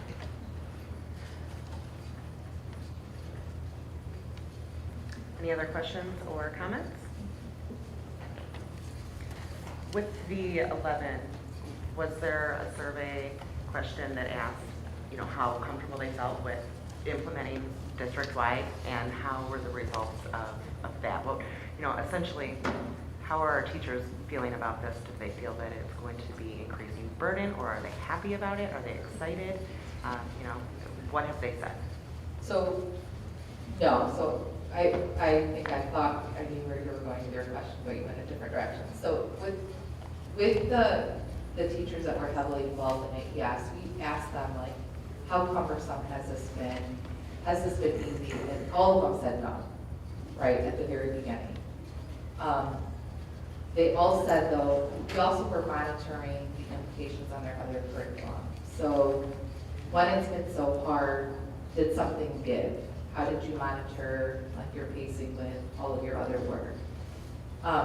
We asked them how long it took them to get into a group, and that's where I know it took the majority 6 to 8 weeks. We had one outlier who took a little bit longer than the 6 to 8 weeks. So we didn't go out to the full groups of all of the rest of the 3rd, 4th, and 5th grade teachers, but we have heard from them indirectly that they were ready and excited based on the feedback of those teachers. They know they're going to have to work hard. Yeah. You asked the second part, the implications. I think it was, or was it piece? Or maybe it was in the document. I know I had Yeah. asked you. Yeah. You answered quite a few in the Q&A document, but that was one that I had too. Yeah, so we monitored that. This is essentially a supplemental curriculum to any comprehensive program has multiple, so like we have a bonus curriculum. That takes 5 to 10 minutes a day. There's a reading and writing separate curriculum. There's a word study and phonics curriculum. And so that was one of the questions, is how does implementing this program impact the other work? Teachers who are really skilled at, one, know their standards, and two, know their curriculum, answered beautifully. Like, when I got to this unit in the units of study that was heavily on morphology, I didn't do it because it's already heavy in this curriculum.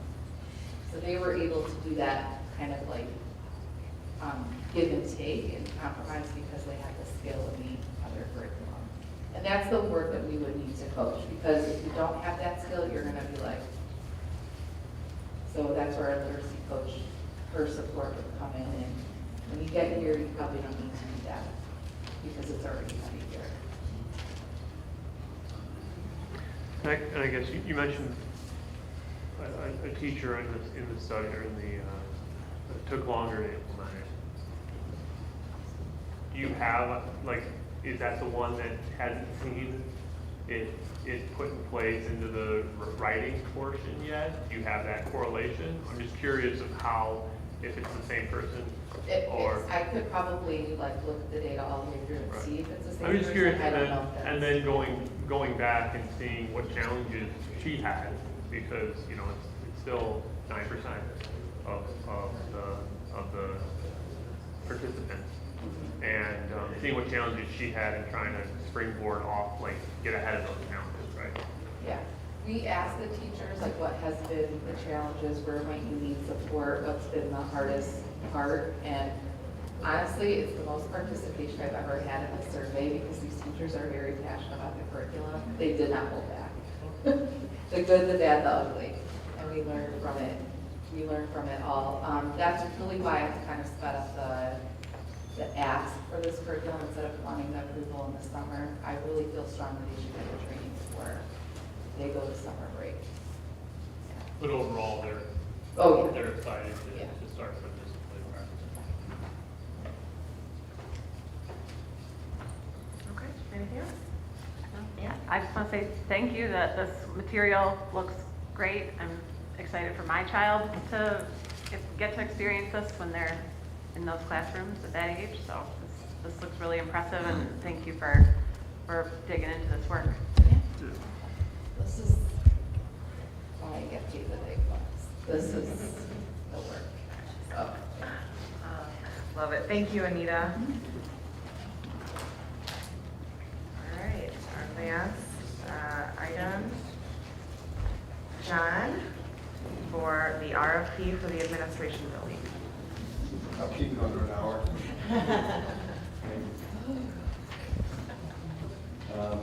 In your packet is it's a resolution for looking at issuing an RFP, a request for proposal for our building at 10 North Washington, our old central office building.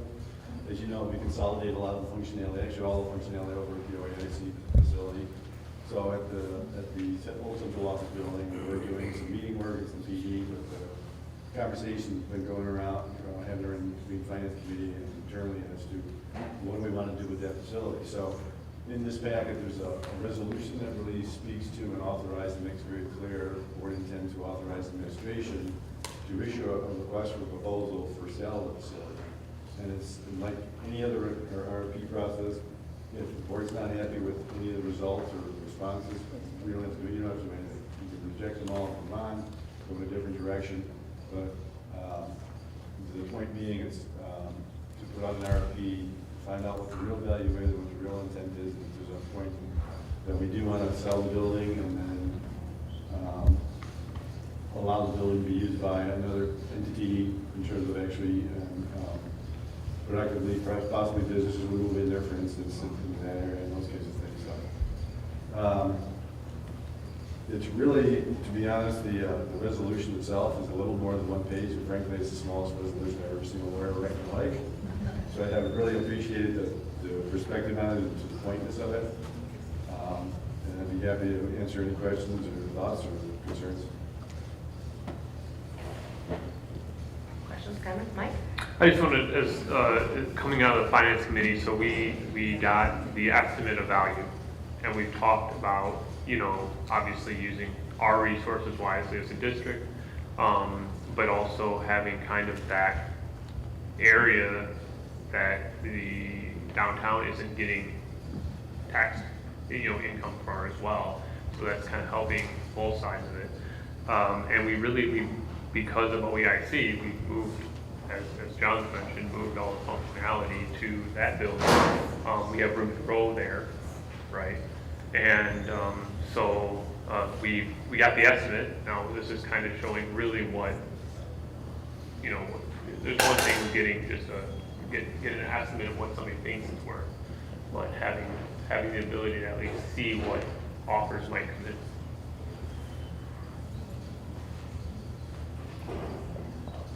Yeah, I think that's great. Thank you for your work. Thank you, policy or finance committee. Gosh, it is late. Look at the shock look Wednesday. I think that was a record time.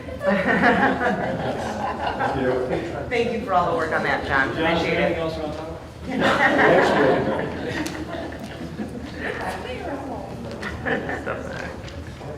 All right, we are at unscheduled public comment.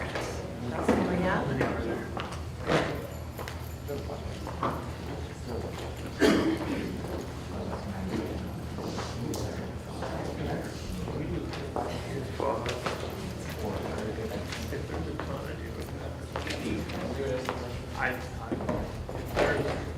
There's more than four. I'm gonna need a bit rather. Okay, I think, yeah, consensus. It is 9:45. We do have quite a few, so we are going to take just a real brief 4 to 5 minute break to let our board members use the restroom. Thank you. Thank you. I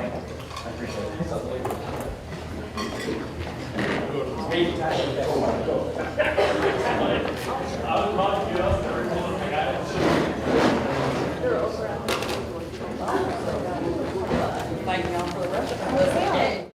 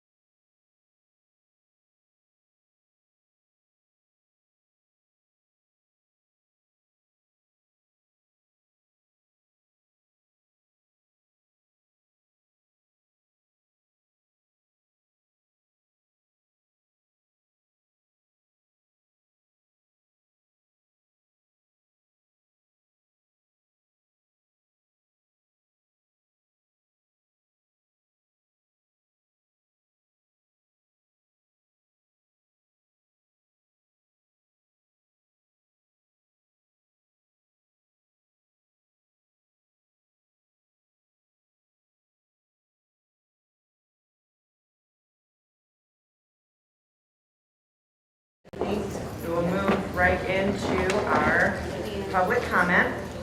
And as a reminder on the card, I'll read.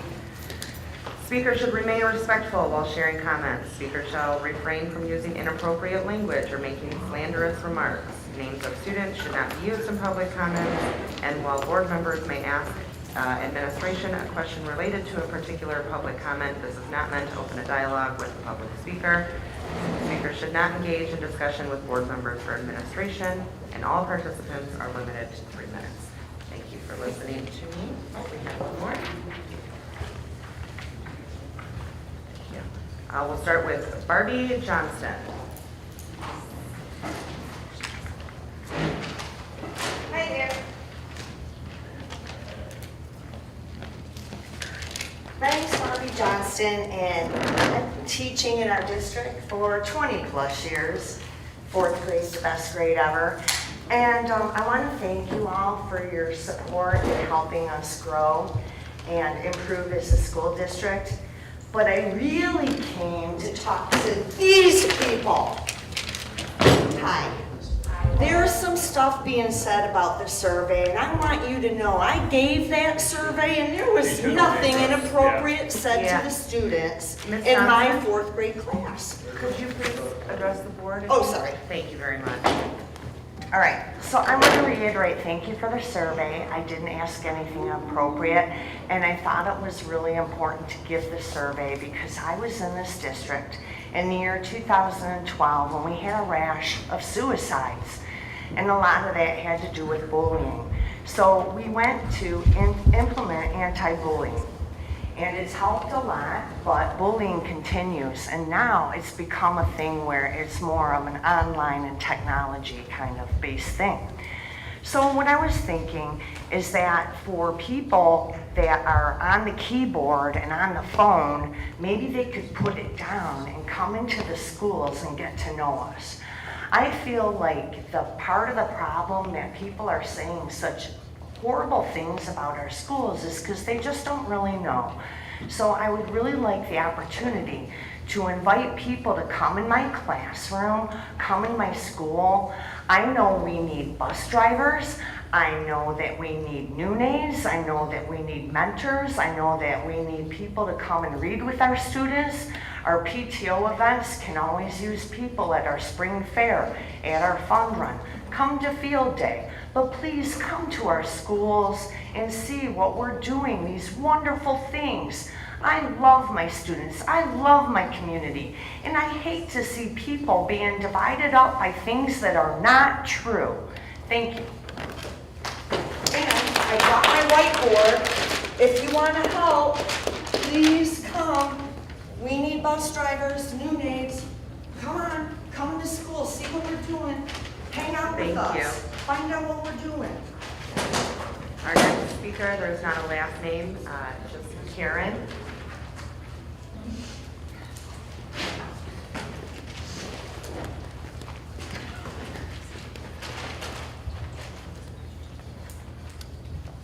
First, thank you for everything you all do. I just have a couple questions and some comments. I was just wondering where the surveys are sent for tabulation, if you know that. And do you know who has access to the children's answers? And then I would like to comment that asking these type of survey questions to young children, I feel, takes away their innocence. Is the district liable for taking away their innocence? That's a question that I thought of. So this afternoon, I just happened to turn the TV on and I saw an interview with Randy Weingarten. She's the president of the American Federation of Teachers, and they were talking about the national test scores for the schools that are falling. And I just think that I feel like whenever I come to these meetings, I don't hear a lot about academics. I hear about all the other fun stuff, which is necessary, but I think that maybe there needs to be more time spent on academics instead of surveys. And then I was wondering, how much did the survey cost the district, if anything? I'm not sure. So, and then my last question would be, who made the final decision to send the survey out? And that's all I have. So if you could answer those questions, I'd appreciate it. Thank you. Thank you.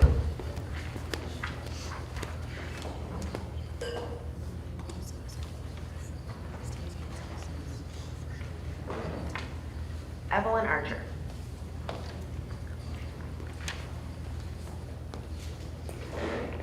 Also, I'd like to thank you for serving, appreciate it, and thanking you for enlightenment on how our tax dollars are being spent.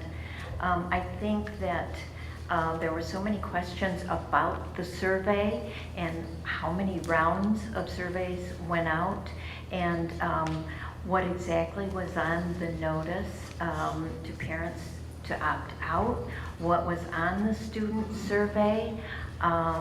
It really fostered confusion and eroded trust between the schools and the tax-paying public, really.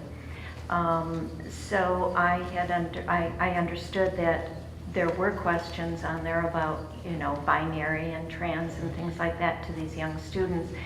And I thought it was not age appropriate. To me, it was almost like, asking young people questions about actuarial science, for instance. And, that obviously is not age appropriate. So why would we ask about binary and trans? And the race question, I thought it was divisive. And so, categorizing is fine for the administration and for the board. I get it. But categorizing is divisive, I think, for children, and it creates barriers when they have to try to answer these questions. And this information, this demographic information, is still available from other sources, I should think. And so not a survey sent to young people who are innocent, vulnerable, uninformed. It confuses students, it creates chaos, and it could be related to bullying, right? Emotional problems. I'm hoping that PAWS, which includes principled leaders, would also, you'd consider changing that to principled moral leaders, recognizing that we don't need to categorize in the classroom, but recognize the dignity of all people and not categorizing children. I think that this could lead to student scoring and family scoring, which, like social scoring, which I think would be really divisive and not unifying. And I'm just wondering, does any of this really encourage learning the 3 R's? So thank you for the enlightenment tonight about how our tax dollars are being spent, and I appreciate it.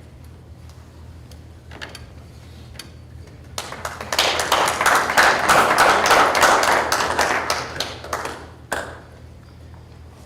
believe it's Ronald.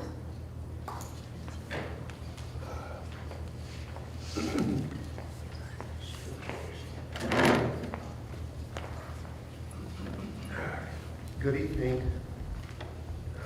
My name is Ronald. I live in the Oxford Lake subdivision. Most of the children in our south go to school here in the Oxford system. Can't hear you. And I'm sorry, can you hear me better if I get closer? Is that better? So most of the children in my neighborhood, because my children are well-grown and my grandchildren are well-grown, and I've seen the struggles they've had in their school districts, both in Michigan and in other states in the country. And over the years, there just seems to be an ongoing battle back and forth between parental involvement and concern about the programs and the education system, this, that, and the other thing. I'm here to just say I'm opposed to the language used in the survey. I understand you're trying to identify reasons for bullying, try to provide good solutions. But I'm totally opposed to using the language that's used, especially at the ninth grade, but 9-year-old level. These are innocent children, And I think what we're doing by asking them to answer personal questions, we're helping to label them. Labels are divisive. All of the problems we have in our school system today with bullying typically have to do with socioeconomic situations or levels. Sex, race, religion. I'm not sure I can still say religion in a public school setting. Is it okay? So, you know, in an effort to protect our children, I think that we may be taking some steps that actually help to divide them by causing them to have to answer questions that typically label them. And if they're labeled to be different than the other children at that age level, that's what's going to cause the bullying. I also have some major concerns about the state of education in general in the United States. We all see what's going on college campuses. We have people that pay small fortunes in tuitions, and grants, and whatever to get an education, and they leave college and they can't even find a job in the occupation that they supposedly chose. Most of them end up by chance doing something different. I don't seem to have a goal. Now, they took an attitude with them to the college. And I should point out at this point, I think that there are many, many wonderful teachers, as evidenced by many of them who we heard and saw tonight. Very dedicated, give a lot of their personal time. You people on the board doing the very best you can to make things good, right wrongs, come up with good solutions. I think we have to think about what are we offering children the opportunity to do, and you know, are we helping to divide them and end up turning them into maybe little racist, little misogynist, little this, that, and the other thing because of what we plant at those young ages and expose them to before they're really emotionally ready to accept it. And I'm opposed to the introduction of any transgender and sexually related questions at that age level. Thank you for the opportunity. Danielle Wernes.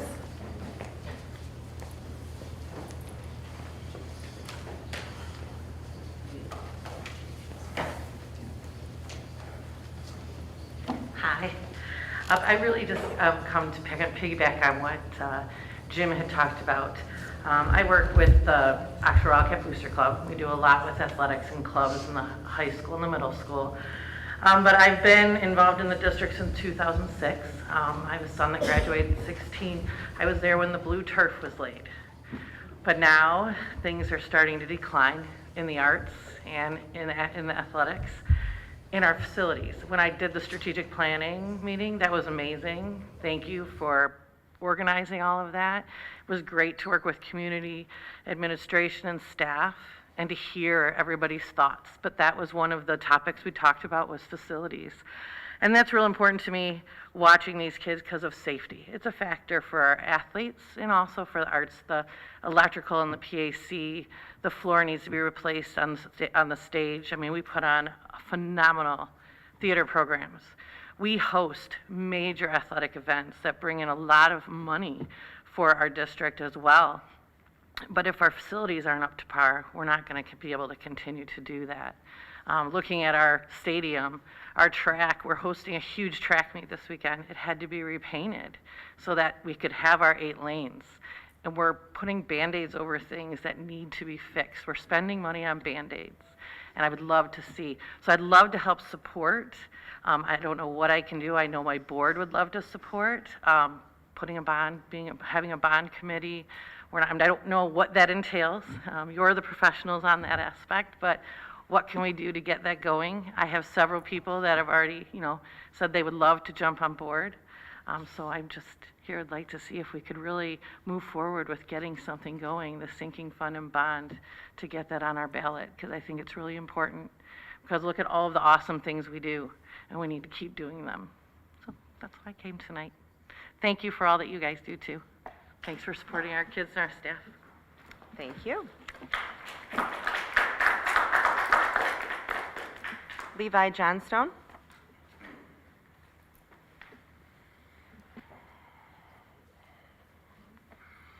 Good evening.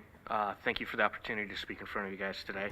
My name is Levi. I'm a father of 3 OMS students and one of the coaches to the middle school robotics teams. I was very impressed with the high school team making it to Worlds and the semifinals. Super impressed. I kind of followed them through the weekend. So what I'd like to talk about is the bullying survey. Bullying is not new. I was bullied. A lot of people in this room were probably bullied. Kids get bullied for all kinds of silly stuff, wearing glasses, being super tall, being fat, being trans or queer. There's a million reasons kids get bullied, because kids can be cruel. And one of our responsibilities as a community, as parents, as a school system and district, is to teach our kids to be better than that. Based on all 3 of my kids' experiences and their observations, our community, our parents, and our schools are failing at teaching our kids to be better at this. While the school is not responsible for our parents or our community's behavior, the school itself can do better. And in order to address any problem, including this problem, you have to understand it. I believe the bullying survey is one tool to help understand the problem better. Being bullied is terrible, and the questions on the survey are necessary, even if some people find them uncomfortable or objectionable for some reasons. But believing that the survey is the only exposure to these topics, words, or concepts that our kids are experiencing in the modern world is grossly naive. And to believe that encountering these concepts will, even especially through a mere survey, will change their mind, do harm, and affect their identity or orientation is just ignorance of how the human mind works. I fully support the survey and any action the schools can take to better equip themselves with the tools to help deal with bullying and bring it under control. So don't let fear, narrow-mindedness, and divisiveness stop you from continuing to pursue that knowledge and gather the information you need to help fight bullying in our schools. So thank you for the time. Thank you. Jill Johnstone? She's not going to be back. Phil?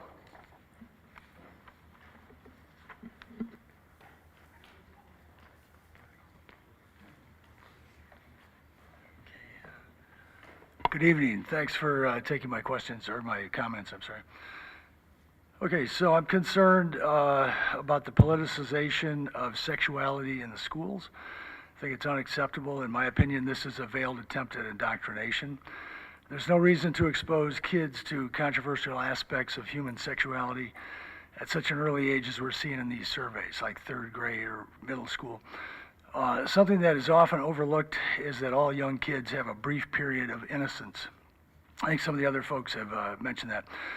With Hollywood smut and the saturation of political messaging relating to sexuality, which frankly the survey adds to that, the brief window of innocence is getting shorter every year. And the gentleman who was just here, he said that there's a lot of other areas where kids get exposed to this stuff. And why are we adding to that in the school? We should be subtracting that. We should be countering that.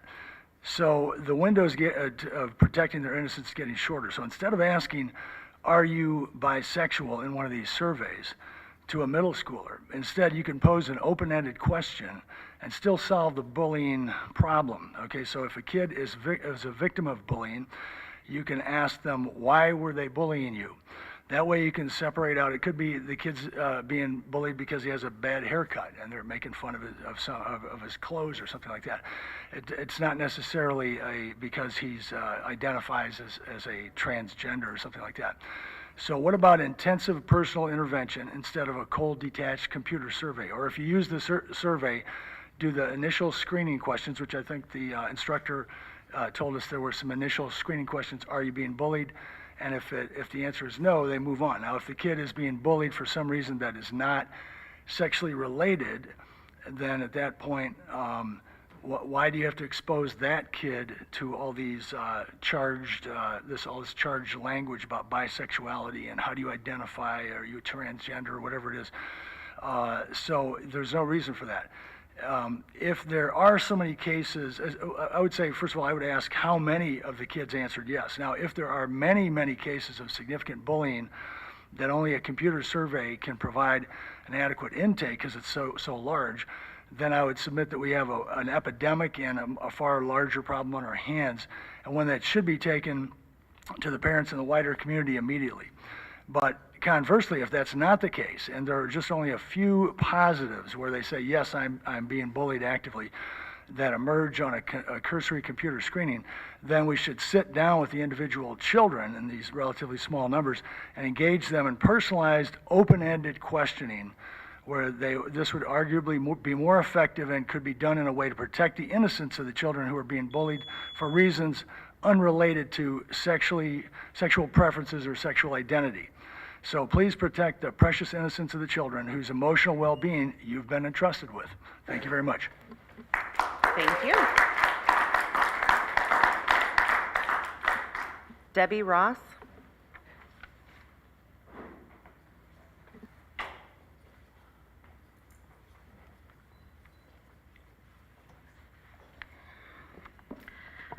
I didn't come here intending to speak, but after seeing the presentation, there are a couple of things that I would like to point out and question. During the presentation, the comment was made that there were 29 families who opted out of the survey, a very specific number. And a couple of statements later, the statement was made that there were a lot of parents who said that they never received the opt-out information. So I think it's, at best, saying that there were 29 families who opted out is misleading, since you don't really apparently know how many families actually received the opt-out information. So I think that that would be something that needs to be looked into. How many families received it, how many families did not, so that you can get a better picture of how many families are opting out of this. And I agree with what Mr. Blake said earlier. This should be an opt-in situation, not an opt-out situation. And then later in the presentation, the Elliott Larson Act was brought up, and that there's a legal responsibility to protect certain classes of people.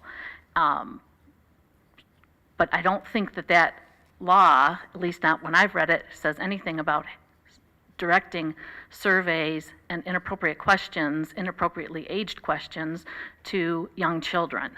I looked at the survey, specifically the elementary survey, and I'm assuming elementary is K through 5. The second question number 2, was what is your gender identity? It's supposed to be a survey about bullying. Where's the question about are you being bullied or have you been bullied? Why is the second question, what is your gender identity? There's a lot of questions that need to be answered, in my opinion, on this. Thank you very much. Thank you. Emily Bush? Actually, it's Andrea Hamilton. I'm speaking for Andrea.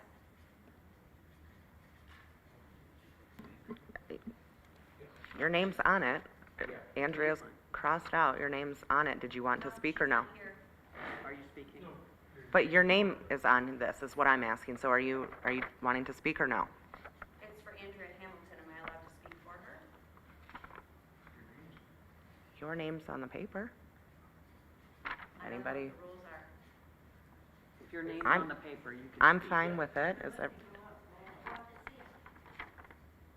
It's on behalf of her. It's not my words. I mean, if it's not your words, yeah, we've been down that before. Yep, and I think the board, unless there is any opposition right now, I think the board has stood on that, yeah, okay. If you would like to say your own words, you're welcome. Oh, sure.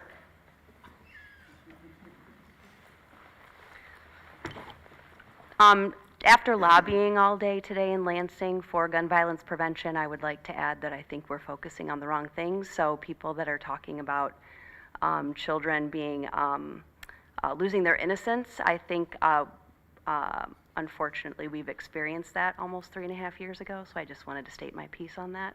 We're focusing on the wrong things. Thank you. All right, thank you. Patricia Jewell?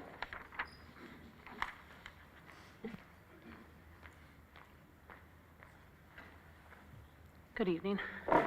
I just wanted to say, I have 3 kids in the district, and while I support a lot of things, I go and volunteer for Noon Aid. I do a lot of stuff. I'm very involved in the community with OJW, do a lot of stuff with my kids' sports. I'm very disappointed by the survey. You guys sent a survey asking us if we would like our kids to participate in a bowling survey. I personally called the school and asked for the survey. I read it, and the 6th or 7th question finally gets to bowling on the survey. That's very disappointing.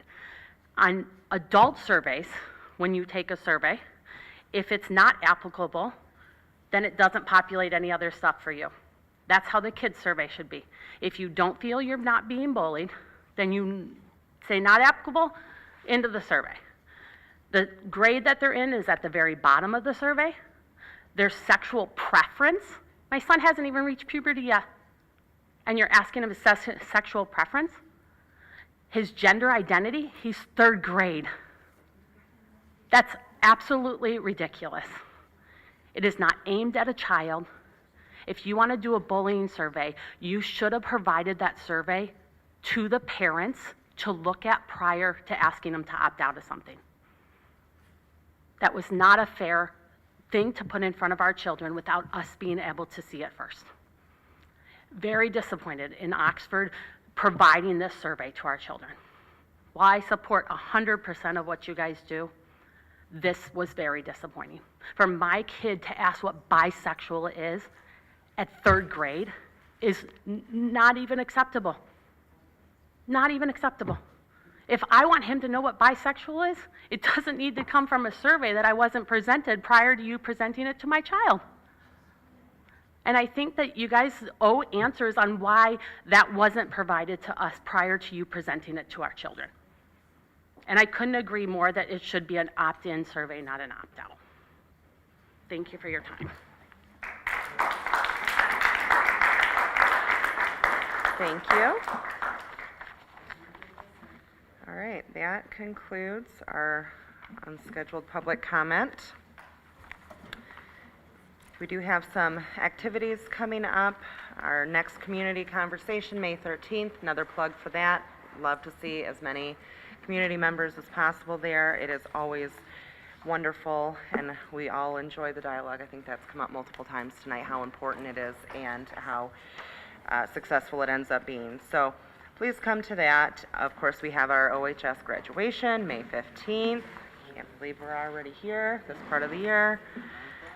Sure does. And any administrative clarification, Dr. Milligan? No. Okay. We did note, we did move final board comments to before closed session, just in case anybody would like to share anything before then. I know it's weird after closed session. No other word for that than weird. And I do want to share. I made mention to some of you that I have the Government Relations Committee meeting coming up on May 7th, where Representative Mark Tisdale will be the guest speaker. You might remember he's the sponsor of that recent cell phone bill, the House Bill 4141, currently in the House Education and Workforce Committee. So I think it's important that we either have a discussion, or if folks want to email me their thoughts. Also, anyone in the community that's at home or here, if they have any thoughts on this cell phone bill that is currently being considered by our legislature, for what, I want to be able to represent what Oxford's concerns are at this meeting that's coming up on May 7th. So it'll be before our next board meeting, so that we can have our say. He knows where we stand. And that's really about it. very important. Thank you, Anne. And to piggyback on just that point, there's a few of us signed up for Lansing, and Shane, I believe at least. So same deal. There'll be representatives there if, outside of the cell phone bill, if there are any important issues pending or proposed legislation that's coming about that you would like us to discuss.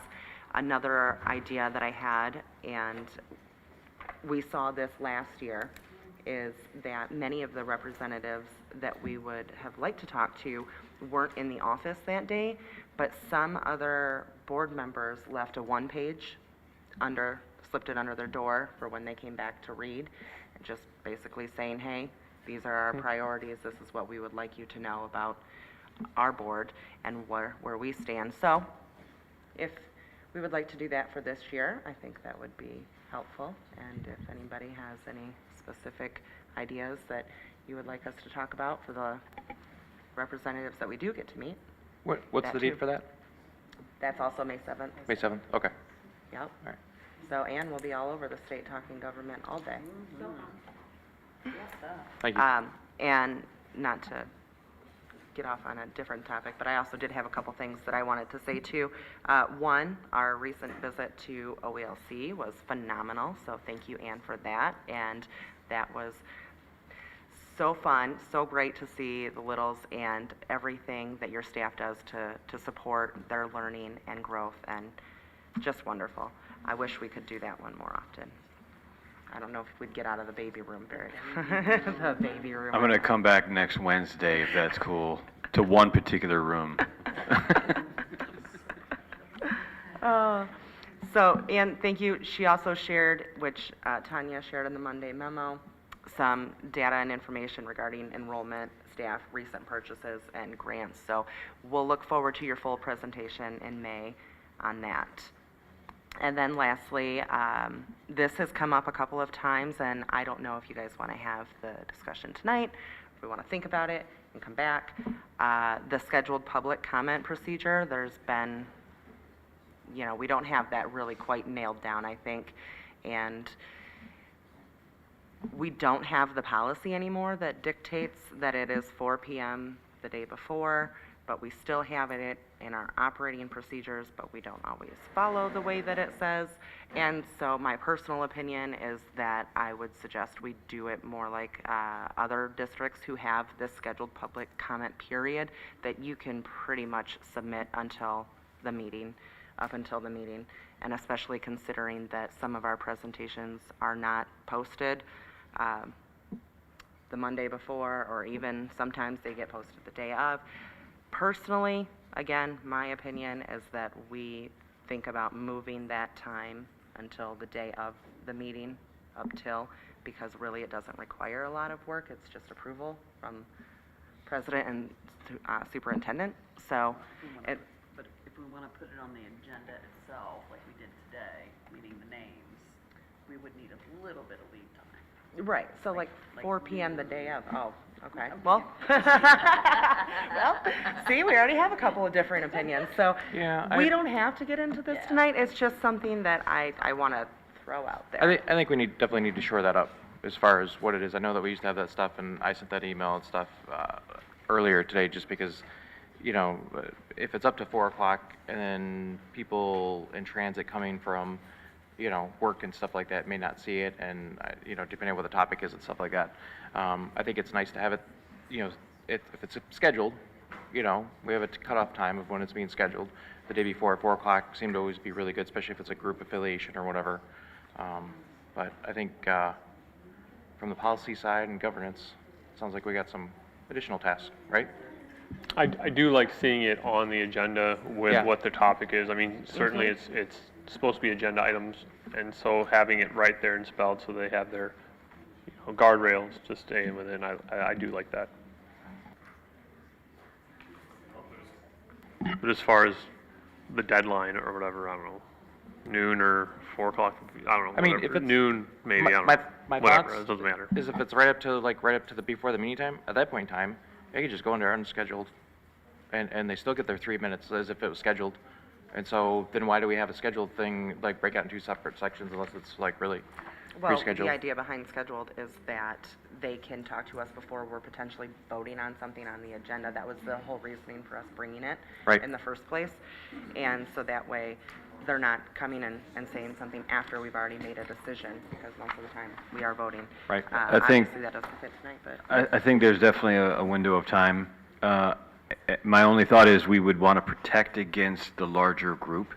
So if we say noon, does that enough time, if we were to have a large group come to us and have time to enter that in? Most of the time, we don't have a large group. Right. But we need to err on the side of a topic is coming forth. We're going to have a conversation. We need to have enough time to enter that information to the discussion we're having. So at least it's on the agenda. We know who's coming. We know what the topic is. Is noon enough to put 10 people on? Right. By the time the meeting starts, is it noon enough to put 2 people on? Is 1 o'clock? What is the happy medium on that? I think is the only dialogue is to protect against a larger group, not worrying about 2 people. Right. I'm sure 2 people can be added fairly quickly. But I agree as a whole, having the window and seeing what's coming, I think we all need to have that. But protect for the larger group. Right. You know? Yeah. Thank you.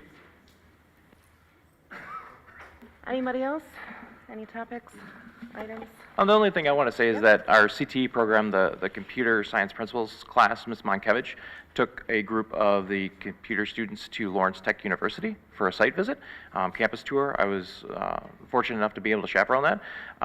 What an experience. I would have to say, if I was in high school and saw that, I think I know where I'd be going. And it's more than just computer science. I mean, they have engineering, mechanical engineering, MDOT or Department of Transportation comes in and they test their girders and stuff that they use for overpasses. And they had one that would have been in there for several years and it finally broke under the stress. And they were showing these different things. They have medical labs. I mean, it's so close, and yet the opportunities that are there are phenomenal. So I definitely wanted to say, one, thanks to Ms. Monkevich for putting that all together for us and really allowing for me to come chaperone and stuff. And I think, we have lots in just the area and that we don't have to leave Michigan for. So, yep. All right, thank you. Well, now we have closed session on the agenda. If someone would like to, James? Yep, move to meet in closed session to consider the purchase or lease of retail property up to the time and opinion to purchase or lease the the real property is obtained. Support. Shane? Oh, sorry. You guys were all too quick on that one. Any discussion? Was that Shane for support? It was. Okay, thanks. All right, move into a roll call? Yep. Mike Whitney. Yes. Shane Gibson. Yes. James Summers, yes. Ann Atchison. Yes. Mike Alderud. Yes. And Amanda McDonough. Yes. All right.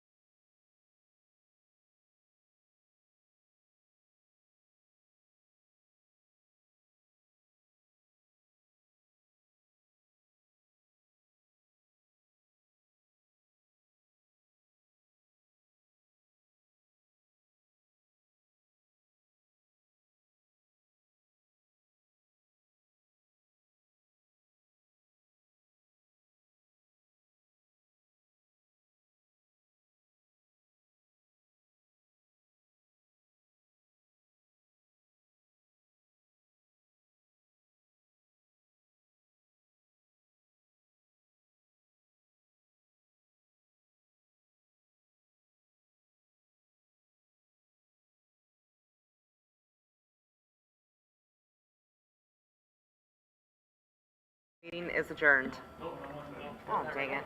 Just kidding. That was practice. That was a practice. Practice. Good. Still 11:28, and this meeting is adjourned.